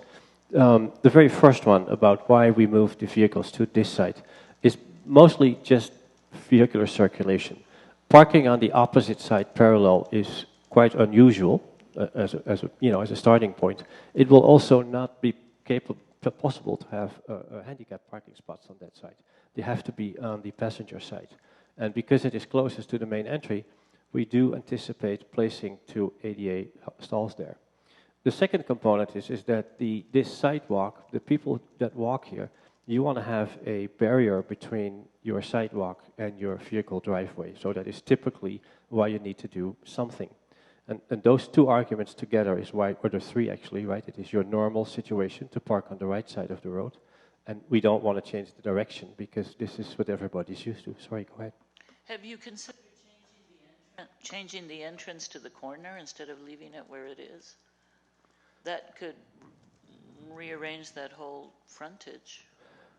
We have not really considered that. We have not thought about really changing. Maybe one thing that is important for this discussion is that this front area out here is basically not part of that property. So it becomes a very complicated thing if we want to change the layout of how the traffic works. I'm not sure if that would involve Caltrans or the city or what would happen, but it's a can of worms, so we're trying to stay away from that. Yes, further comments?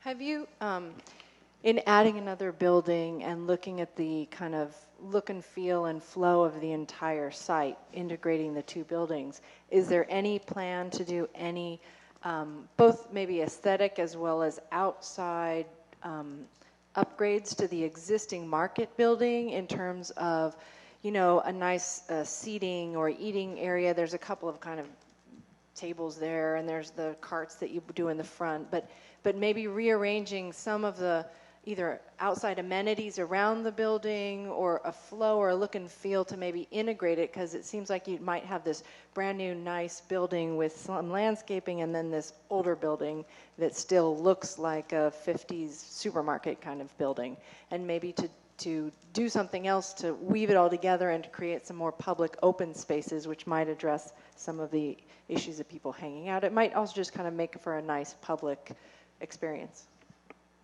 Absolutely. I think we're already touching the building before any of this other happens. There's work that has to be done. We've already made some plans to do that. Not in the least, for instance, currently all the windows are painted over, which is something that we want to take off so that you can actually see there's a story there. And so there's a couple of things that already might happen, which are not really related to this project, but yes, they will occur. As part of this project, the sidewalk in front of you, by rearranging all those cars and the driving, this sidewalk will get significantly wider. You can actually see it here. That very gray line there, that slopes up a little bit, that is the existing concrete sidewalk. So the new one is significantly wider, and at the front door, we're not having a car here, so this line shouldn't be there. At the front door, it's even deeper. And so that creates that outdoor space that definitely should have some seating, and that gives a little bit more area to park the carts. One other follow-up. Could you go to the other one with the pedestrian circulation? This is the one before this one? Yeah. So it seems to me then also you've got kind of two parallel sidewalks going on here. And so, which seems a bit redundant to me. And again, I get that it's Caltrans and it might not be great to have to monkey around with it, but it seems like, you know, walking right along Sir Francis Drake is no great experience in and of itself.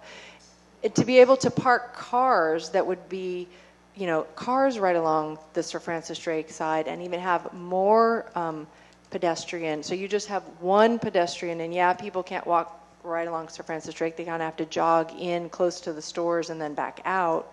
But I don't know if you've looked at something like that, again, to create a more plaza-like feel, even larger in front of the stores, and then just line up all the cars together over by Sir Francis Drake, and okay, the cars over there and the people over here. Again, that idea of why have the cars right next to the sidewalk and the store, stick all the cars by the moving cars, something like that?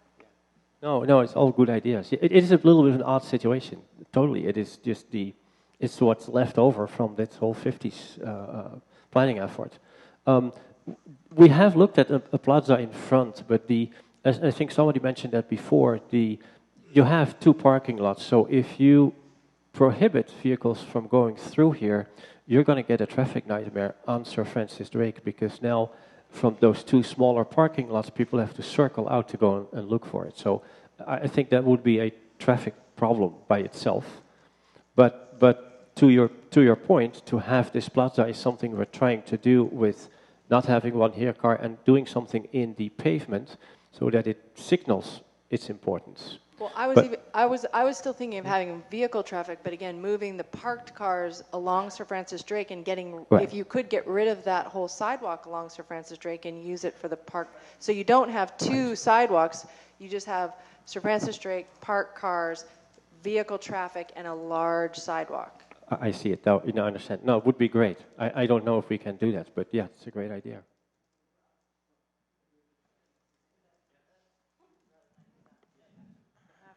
I have to use the microphone. Okay, so I had to jump in because there are a few strategies that I'm Shelby. I'm the landscape architect for the project. This is my husband Gary, who is also. Yes. Thank you.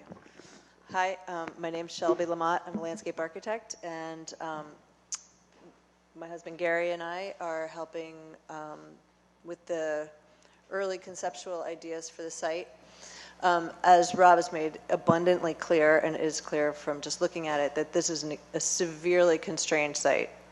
And the Caltrans right-of-way is essentially, unless you're a car, is kind of off limits for us to do anything with it. So I agree with you on the redundancy of the sidewalks, but there's really not much we can do with that Sir Francis Drake sidewalk. And then ADA determines that we need to have our ADA spots near the entry closest to the building, and so it felt a little weird to have just two parking spaces there. And so in widening the sidewalk that's directly adjacent to the building, almost doubling it in some places, and allowing for the pedestrian plaza right at the entry, we've reduced the car profile as much as we can, while still allowing that access, because as Rob said, we've looked at closing that off completely and making the whole thing a plaza, but the circulation snarl that creates when you can't find a parking space, and you've done it at Good Earth a million times, right? So you can't get one on the east side, and so you've got to go back out onto the street, and that's, less traffic on that street than it is here. So this kind of keeps the flow on the site. The other thing we've looked at, and Jim, if you could show us the paving and vegetation layer, we've really tried to, within the tight parameters that we have on the site, is to begin to create a feeling of a more pedestrian scale. So in the use of special paving and in the use of what kind of remnant areas we have that we could possibly landscape directly on the corner of the parcel itself as you're coming out of town, is taking that corner and creating, a landscaped area where special paving will bring people off the Sir Francis Drake sidewalk immediately, so that you're not, even if you aren't going to the stores, that might be a more pleasant way to travel through this area. And then it also signals to cars that pedestrians go here and you need to slow down as you go across here. It's a convention that, whether it's pavers that make a little rumble when cars go across it, or it just signals that people go here and you need to slow down. And so by creating kind of these islands of relative safety and aesthetic intent, I think that we've kind of changed the hierarchy from the larger sidewalk along Sir Francis Drake to really bring it into a pedestrian scale at the store. The existing trees along Sir Francis Drake, we're going to try to do whatever we can to kind of beef them up, but they're not our trees, and they are what they are. And so we're trying to look for places where we can introduce some shade, some trees. This is a really early concept right now, but the intent is to kind of change the scale so it's not all car-centric. And I don't know if that answered your question, but that's kind of what we've been looking at in order to kind of make it feel a little bit less freeway-oriented and more pedestrian-oriented, in hopes that, with residential units here and kind of a connection with downtown, that we extend that feeling of downtown so people are using it more as pedestrians and bikers, and maybe not needing to park so many cars there at all. So anyway, that's our thought process. Thank you. I have a question about the commercial units, and would they be of a size to accommodate any kind of business, a restaurant or retail? What type of businesses you might have in mind there, if any? I think it's entirely open at this point, but what we anticipate is that we'd rather have more smaller uses of retail space than something larger. And I think also that's where the demand is. And so what we're doing with that building is when you're coming out of those units in the back, there are also back doors in that commercial space. So you could truly have a live-work setup where you have typically, like your store owner that used to live on top of the store, which is just a traditional approach to it. Okay, thank you. Chairman Green, can I wait one more comment? Yes, I think we'll take one more comment, and then... oh, sorry, Bruce. Well, okay, Bruce, you haven't had much to say either. Yeah, it's fine. Well, let's take two more comments. And go ahead. We'll go for it. Well, I just wanted to respond to something Norma said about that first parking lot. As you're coming west on Sir Francis Drake, you do kind of, for some odd reason, want to turn into the second drive and not the first piece of it. But I like the fact that residential development would be on the opposite side, because you've got the loading area in the back, and we know with our other supermarket in town that may cause problems for people living nearby. Okay, Bruce? Yeah, I'm as I turn this over in my mind, I'm seeing some advantages to how you've set it up. I just wanted to point out that We've just approved over at the Fairfax gas site a pretty nice new restaurant area over there, and so kind of envision that down here to the lower right on this picture. And I'm remembering what we did a decade ago going out to the east of town between the center of town and the Fair Anselm Plaza. That was just a dark tunnel there, and we actually made that, we put street lights in and put sidewalks, and it really improved that part of town and made that seem a lot more inviting, and sort of integrated the Fair Anselm, and now it's also got, of course, Good Earth, but integrated that part with the rest of town. We intentionally did that Center Road project. Seemed really successful, and so I'm just envisioning that now down here below this picture, what we've got right now is the parking lot of the hardware store.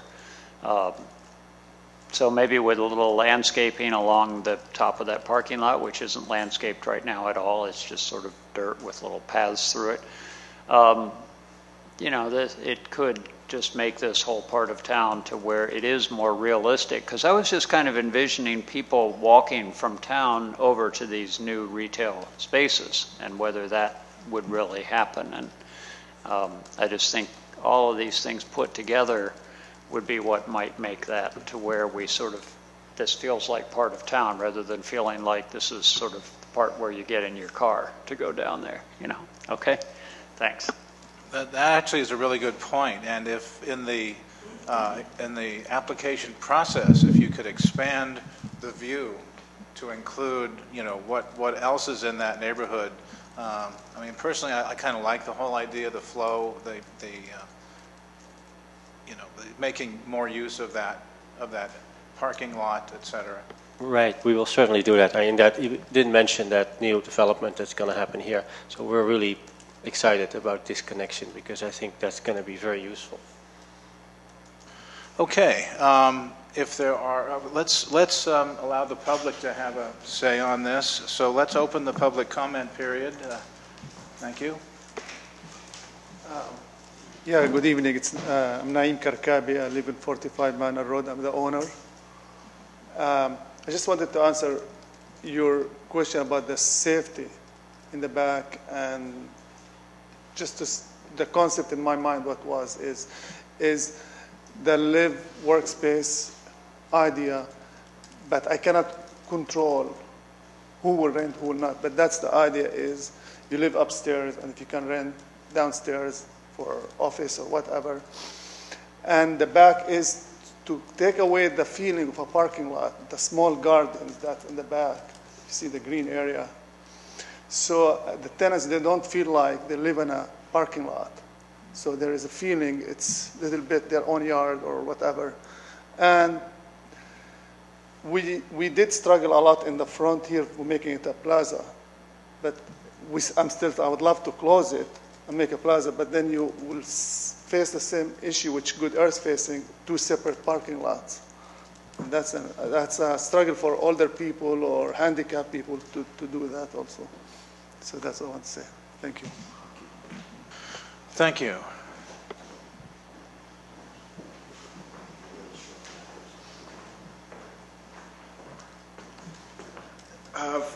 On the issue of the Caltrans thing, I'd be curious to know, first of all, Naeem, thanks for bringing this forward again. Sure.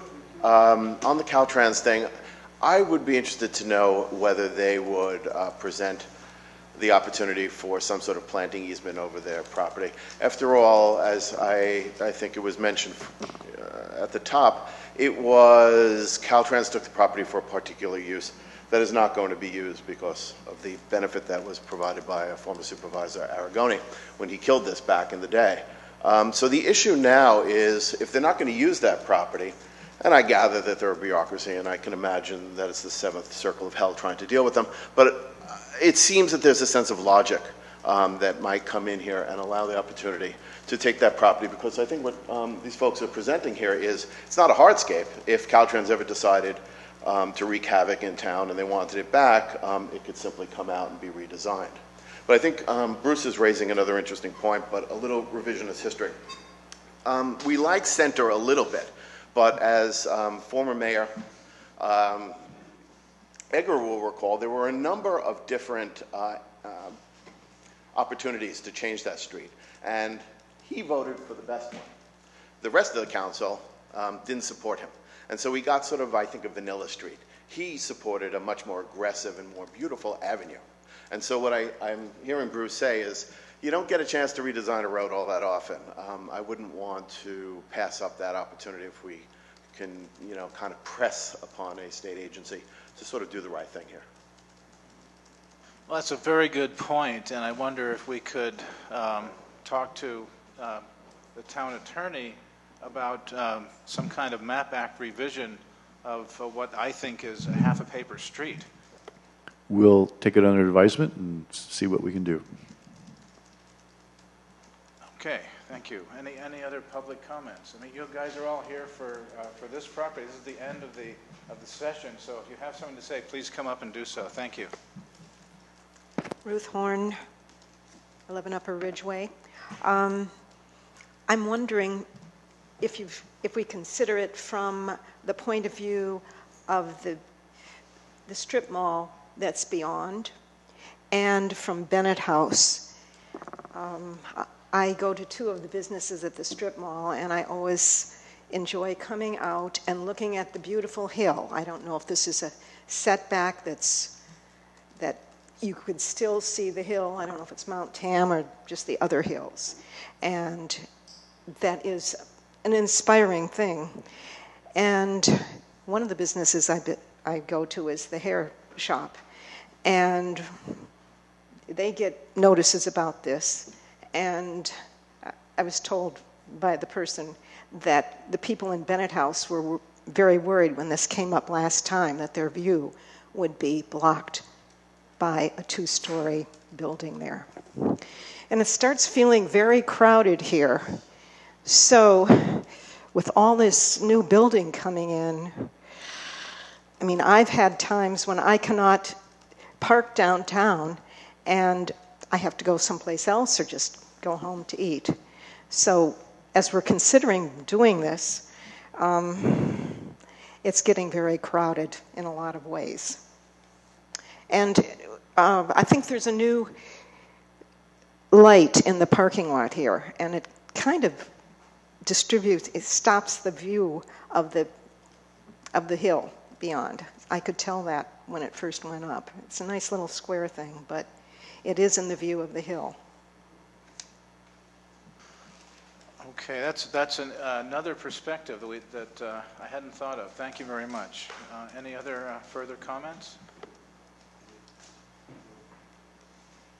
Jane Richardson Mack, 49 Madrone Road. I just wonder about the roof line of these buildings. I know that the market is just an awfully ugly roof line. It's devoid of any charm whatsoever. It's a wonderful, convenient store, and I shop there. And I know you're trying to do something with the other buildings by having the roof go up and down and up and down and up and down, but it's still, I don't know, sort of regimented boxes, if you will, added to another great big giant funny box. And they, to my eye, the other little businesses in downtown Fairfax have a lot of charm. Each one is different.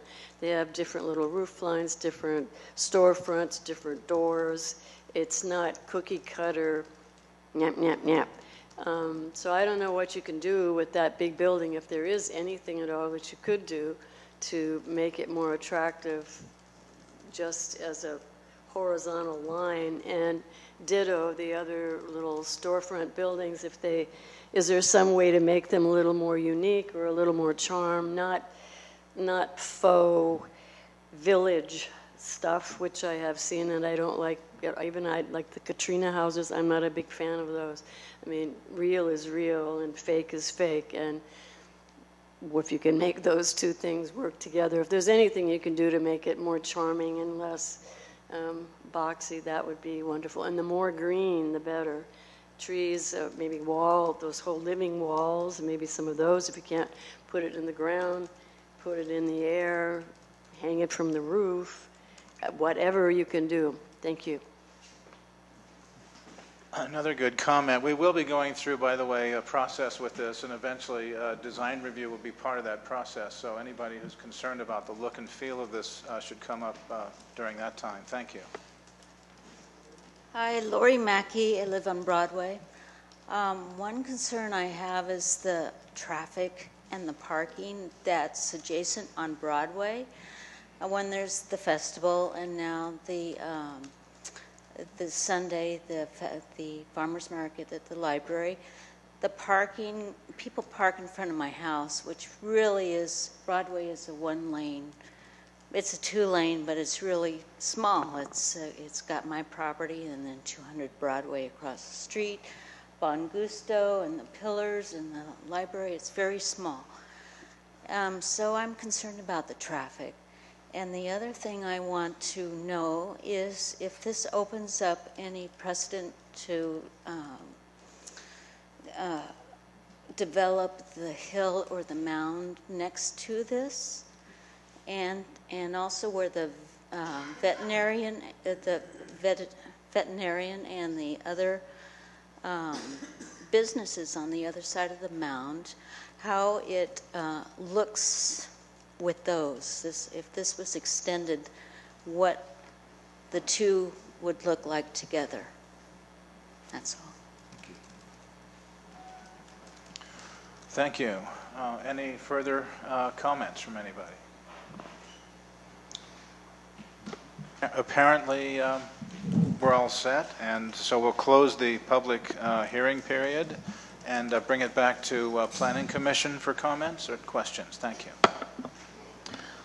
Through the chair, thank you. I have a final comment, and I guess I appreciate the constraints that the owner and architect are working with here, and I wasn't going to bring up Good Earth, but since it did come up several times, I frankly rather prefer the two different lots. Even though I have to drive in and out of it, I think Good Earth also had driving across the front at one time.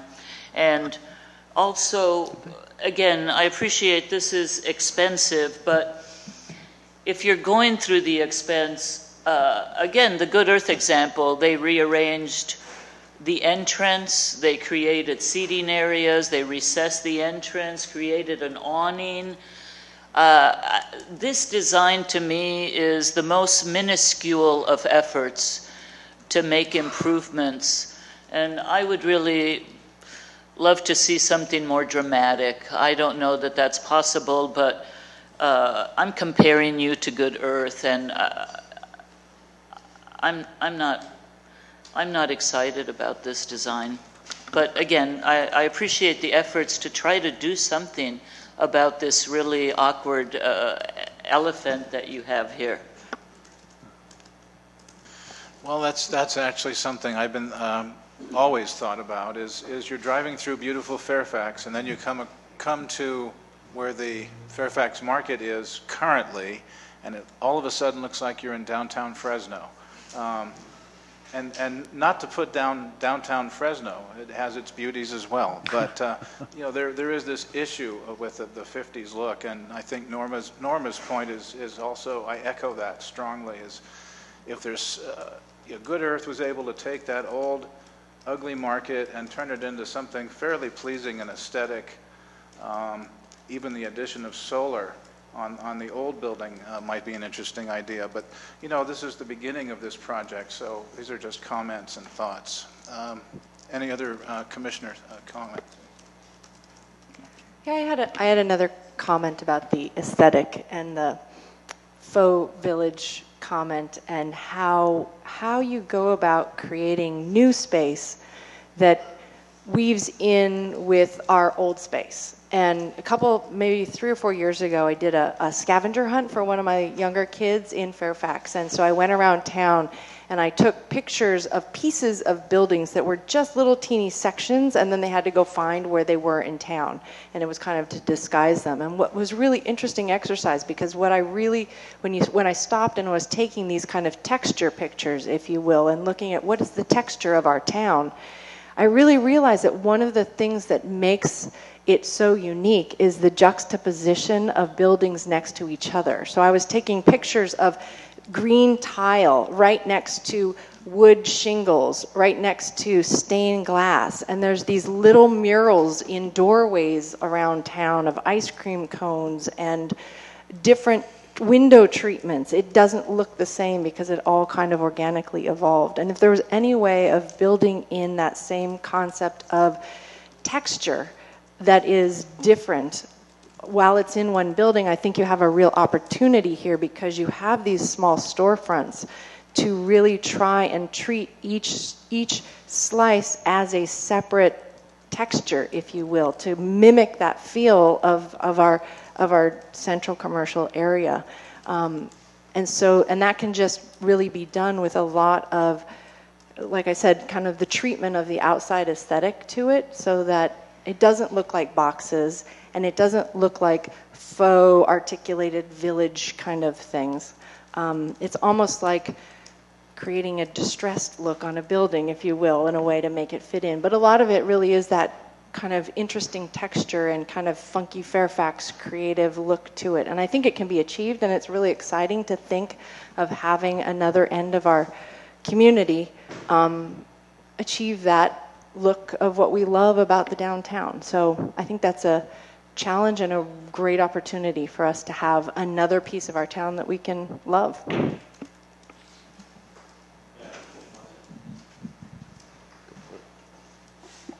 I think that's a very good point. I mean, that really is a struggle, having that big supermarket, and now what if you put something next to it?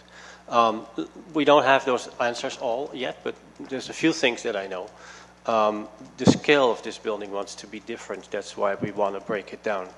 And then I looked at the number, right, because there's 8 or 9 units in the top.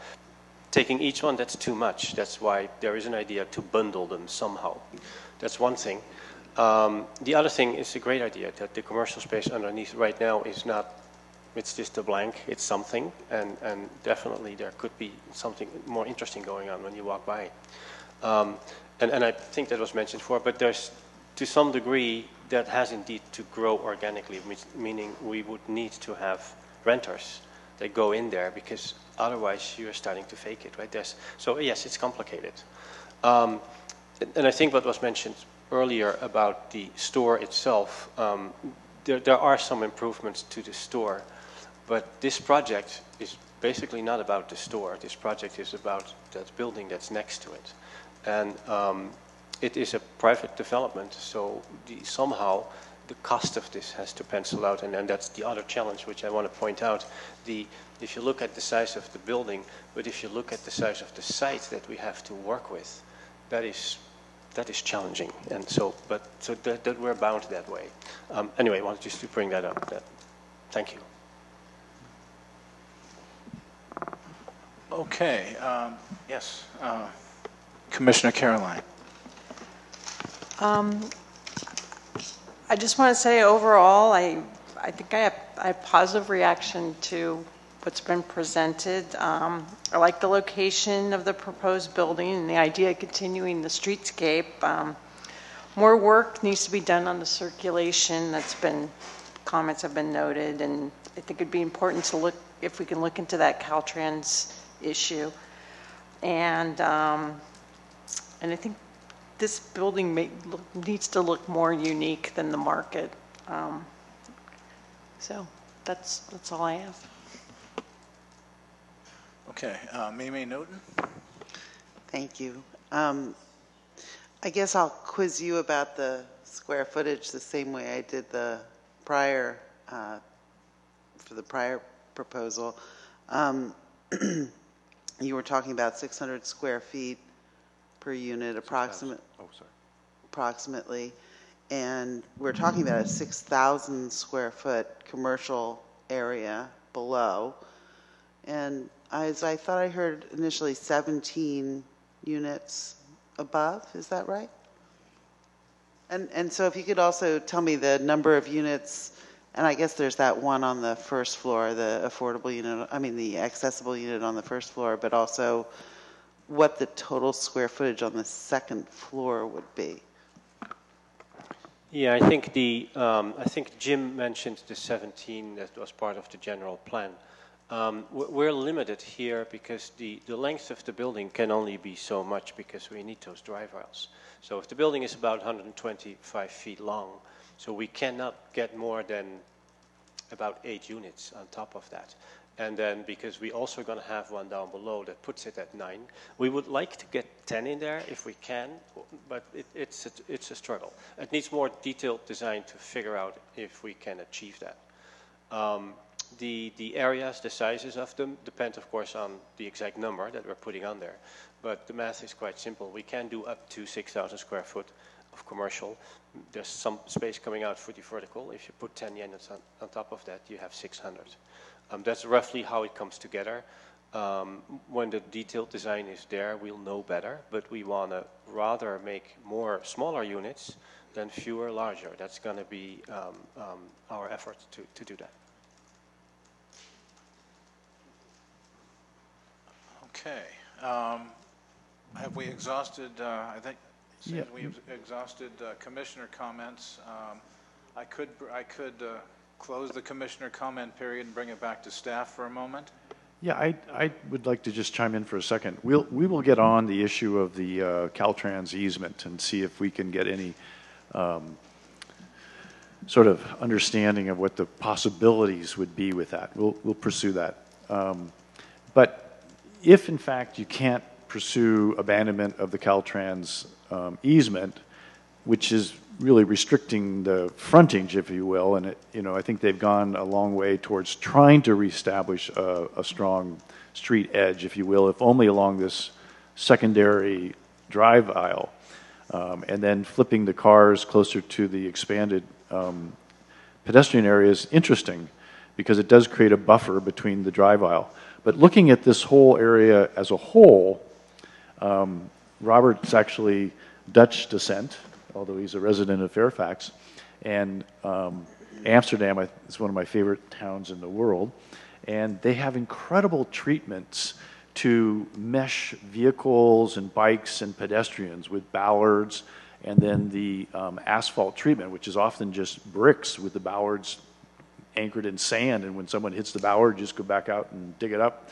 So it occurs to me that the treatment, I would encourage you, Rob, to look at the treatment of the entire surface from the curb of Sir Francis Drake to the building fronts as possibly a woofer type approach. A woofer is a Scandinavian term for a street that combines all activities in a pedestrian environment. So cars can go through, but just the cobblestone nature of the cars driving on cobblestone slows you down, for example. So the mixing of the people in the cars becomes much more eloquent, and the priorities on the pedestrian.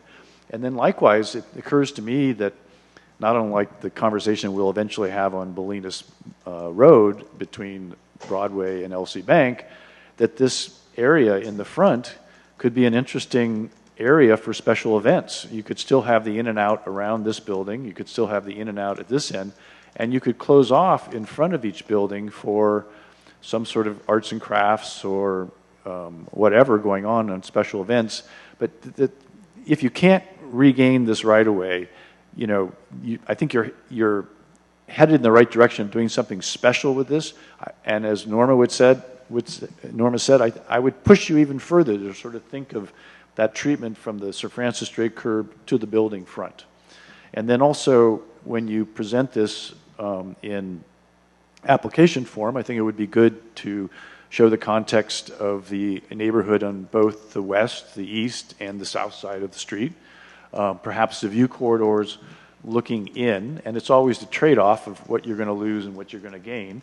The good part about this design, in my mind, instead of going back the way the building was originally proposed 6 years ago, with the storefronts looking out on the parking lot, you're looking out on the street, you're adding to the pedestrian activity along Sir Francis Drake, you're meeting the parking thresholds. So, and likewise, if you had this building going back, the back side would be facing the mound, which is under another ownership, but it's zoned for infill. It has intrinsic entitlements to it, so someday, presumably, that person will come in potentially with a project. So this fits a lot easier with something going on the mound also eventually in the future. But those would be my comments. Okay, thank you. Do you have further comments then?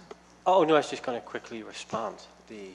Yeah, I understand, but I'm curious if you know the Dutch word for these woofers. I bet you don't know that, but they have them there too. No, I think we've looked at that. I think that is indeed the intent what we're trying to do, and I think so. Those surface treatment of that area where the vehicles drive through, we want to play with that. We have limits to how much asphalt we can rip out. That was my former comment. The size of the site is not that we wouldn't like to take it out, but it would be prohibitive expensive to do so. So we're going to play with those things, and I think most important on the intersections and where your crossings are and in front of the store. So you'll have at least 1, 2, 3, 4, 5 points where the treatment of the asphalt is going to be, or removing the asphalt and do something else, is going to be important to create a pedestrian environment. And the other comment that came from the public as well, we're going to prevent viewpoints from the surrounding existing neighborhoods so that people understand how it impacts the view. They're not here. We thought about them, but we didn't think about presenting them here, but we'll provide that. Okay, thank you very much. Naeem, would you like to say something as well? Thank you. I heard 2 words here and they caught my attention: dramatic and unique. And it's a wonderful word. I love it. And just coming from you. I'm all for dramatic and unique. This was just a concept here to hear, so we know what to go and work with more. But we're looking for something organic, and I'm not using this word as a cliche. It's more something which to transfer the area there into the garden, the uniqueness, the less asphalt, the design from outside is something pleasant when you're driving to look at, but it's not, it's more the little village feeling, and the people who live there, they have that home feeling. So yes, we are for that, and we're going to work on that. Thank you. Okay, you're the part of the landscape architect team. And I wanted to speak to that bigger landscape issue, and you could go to any of the slides, but the overall plan is fine. We're the park one that we were all looking at. There, that's fine. Do you have the pointer?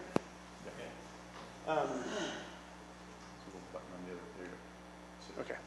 So this is right there is the property line, that little faint line there.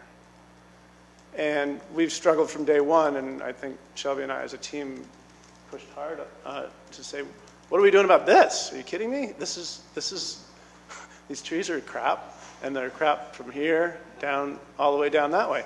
And that's your big opportunity on either side of that road to scale this street into something with, and that was the intent there. I mean, those trees are London plane trees, and they're intended to cover the street, and they won't, and they never will, because they're planted in bedrock, and I don't think they get any water. And is that the owner's responsibility? We compare this to Good Earth, but Good Earth had a streetscape put in before it was done, and so it was granted a setting with, well, granted the trees aren't quite there yet, but this is a huge opportunity, and I think it clearly needs to be done. Whether it's part of this, I don't know where the leverage is on that, but I think clearly some idea of the streetscape from a community perspective, it needs to be redesigned. It needs to be thinking 50, 100 years from now when those trees cover that road and create a tunnel of, valley oaks or whatever it is. But I think what we've done here is strategically come up with an intervention, sort of a strategic intervention to help knit the site together with a new building. And it was, as Rob's graciously pointed out, this isn't the project. This is the project And the improvements are to knit that thing in the best we can in the current constraints until we hear otherwise about how this streetscape's going to change. Our hands are a little bit tied with that. Just wanted to. Okay, well, with that, actually, when you think about if that's the property line, then how can you create that center paved, quadrant in front of the property line? Okay, all right. So that's... A lot of that's paint. I mean, all the striping is striping. I think that there's clearly some, we're over that line, and there's clearly something some discussion that has to happen with Caltrans in town. Maybe you can speak in the mic. Yeah, we've got to get you on the record. Yeah. That's correct. That we've stepped over that line in an effort to grab out in as strategic a way as we can to minimize the pain and the hell of dealing with Caltrans. So I've done it once and I don't want to do it again. But I think that's one of our biggest questions, I think, in terms of how we interface with the street. What are the entitlements there and how do we navigate that terrain? I think the owner could use some guidance on that from the town. Okay, ladies and gentlemen, we've had a process here. We've vented and heard public comments on projects. We've had staff reports. We've had initial commissioner comments, and therefore I think we've succeeded in what we started out tonight. And thank you very much, all the members of the public, for coming here and participating. And with ready. Shelley, yeah. For the folks that are here and or still watching on TV, if you staff might give folks a sense of what's next. Like, do they get in touch with the project applicants or architects or the town, or if folks want to have further input or let people know what's next and where can people continue the conversation? Well, tonight was to get a chance for the project architects to get feedback from the town. I think in both cases they got pretty good direction. And I know with the church property, notwithstanding any major back to the drawing board, I think they're intending to come in fairly rapidly with a formal application, which will take some time to complete. But I believe in the beginning of the year they plan on coming in. I don't know what Mr. Naeem Karkabi's plans are in terms of timing for this, but I appreciate, along with the RCD folks, him coming in tonight, spending the nickel to have his architect put together these what-ifs, and put himself out here for comment, and I believe that they've gotten good direction also. The timing, I don't know on when they might be coming in for a proposal, but I think there were some silent things that happened tonight that were pluses. Outside of the disposition of the Caltrans easement, the placement of the building looks like it's pretty solid. The size of the building is looking like it's pretty well received. The ground floor versus the upstairs mixed use aspect of it and the program elements of that looked pretty accepted, which is what you want to have come out of a thing like this, a workshop like this. And so I think they've got good direction on circulation, landscaping, facade, tying it in with, even though this is the project is a new building, it is under one ownership, what you're seeing here, so it gives the opportunity to think comprehensively on the site in terms of its presence. I think we learned a lot about, the streetscape from Gary and how this really could be a green gateway in the street tree aspect on both sides of Sir Francis Drake, and that how they intend to sort of weave this in as best they can with the existing texture and fabric of the town. So I don't know what their timing is, but we'll see. And lastly, just one other little caveat comes to mind, and I encourage you, Robert, when you put together your drawings, to look beyond the site in the overall context. Please extend the sidewalk also right down onto Klaus, because We have another issue with Klaus between Broadway and Sir Francis Drake. If you recall, you can only cross Broadway and Sir Francis Drake on the eastern side of Klaus. And it's occurred to me for a long time that if we could find the money to underground some of the utilities on the corner across the street, it makes a lot of sense to have a complete street on both sides, sidewalks on both sides, because instead of going across to the Parkade, across to the Frog gas station, and then across Klaus, you would be creating just two crosses to get to this area of town. But that's probably in our nickel and something we have to think about when we get to the creation of the town center plan. That, parking, overall circulation, beautification, vegetation, all these things I hope we'll be able to tackle when we start the public workshop process to create a town center plan as called for in the town center element.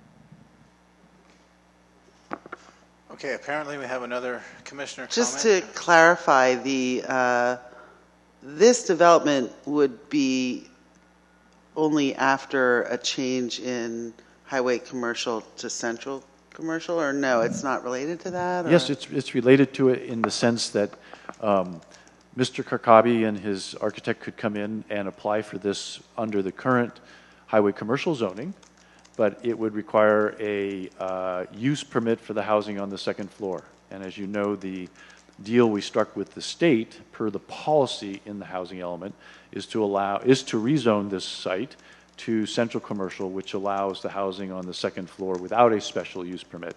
Nothing would preclude them from coming in and asking for a use permit for the housing above because it would be in keeping with the stated policy of the town, even though the zoning change hasn't caught up with the policy. And I don't need to get into the woods on which is more important to accomplish when, but whether they want to come in now before it's rezoned or after rezoned, this is the direction the town policy-wise has taken the stand on. Okay, well, thank you, everybody. It appears that we are at a point where we could entertain a motion to adjourn, and we're just about on time as well. I move to adjourn and thank the public for attending. A second? I'll second. Thank you. And all in favor? Aye. Aye. Thank you, everybody.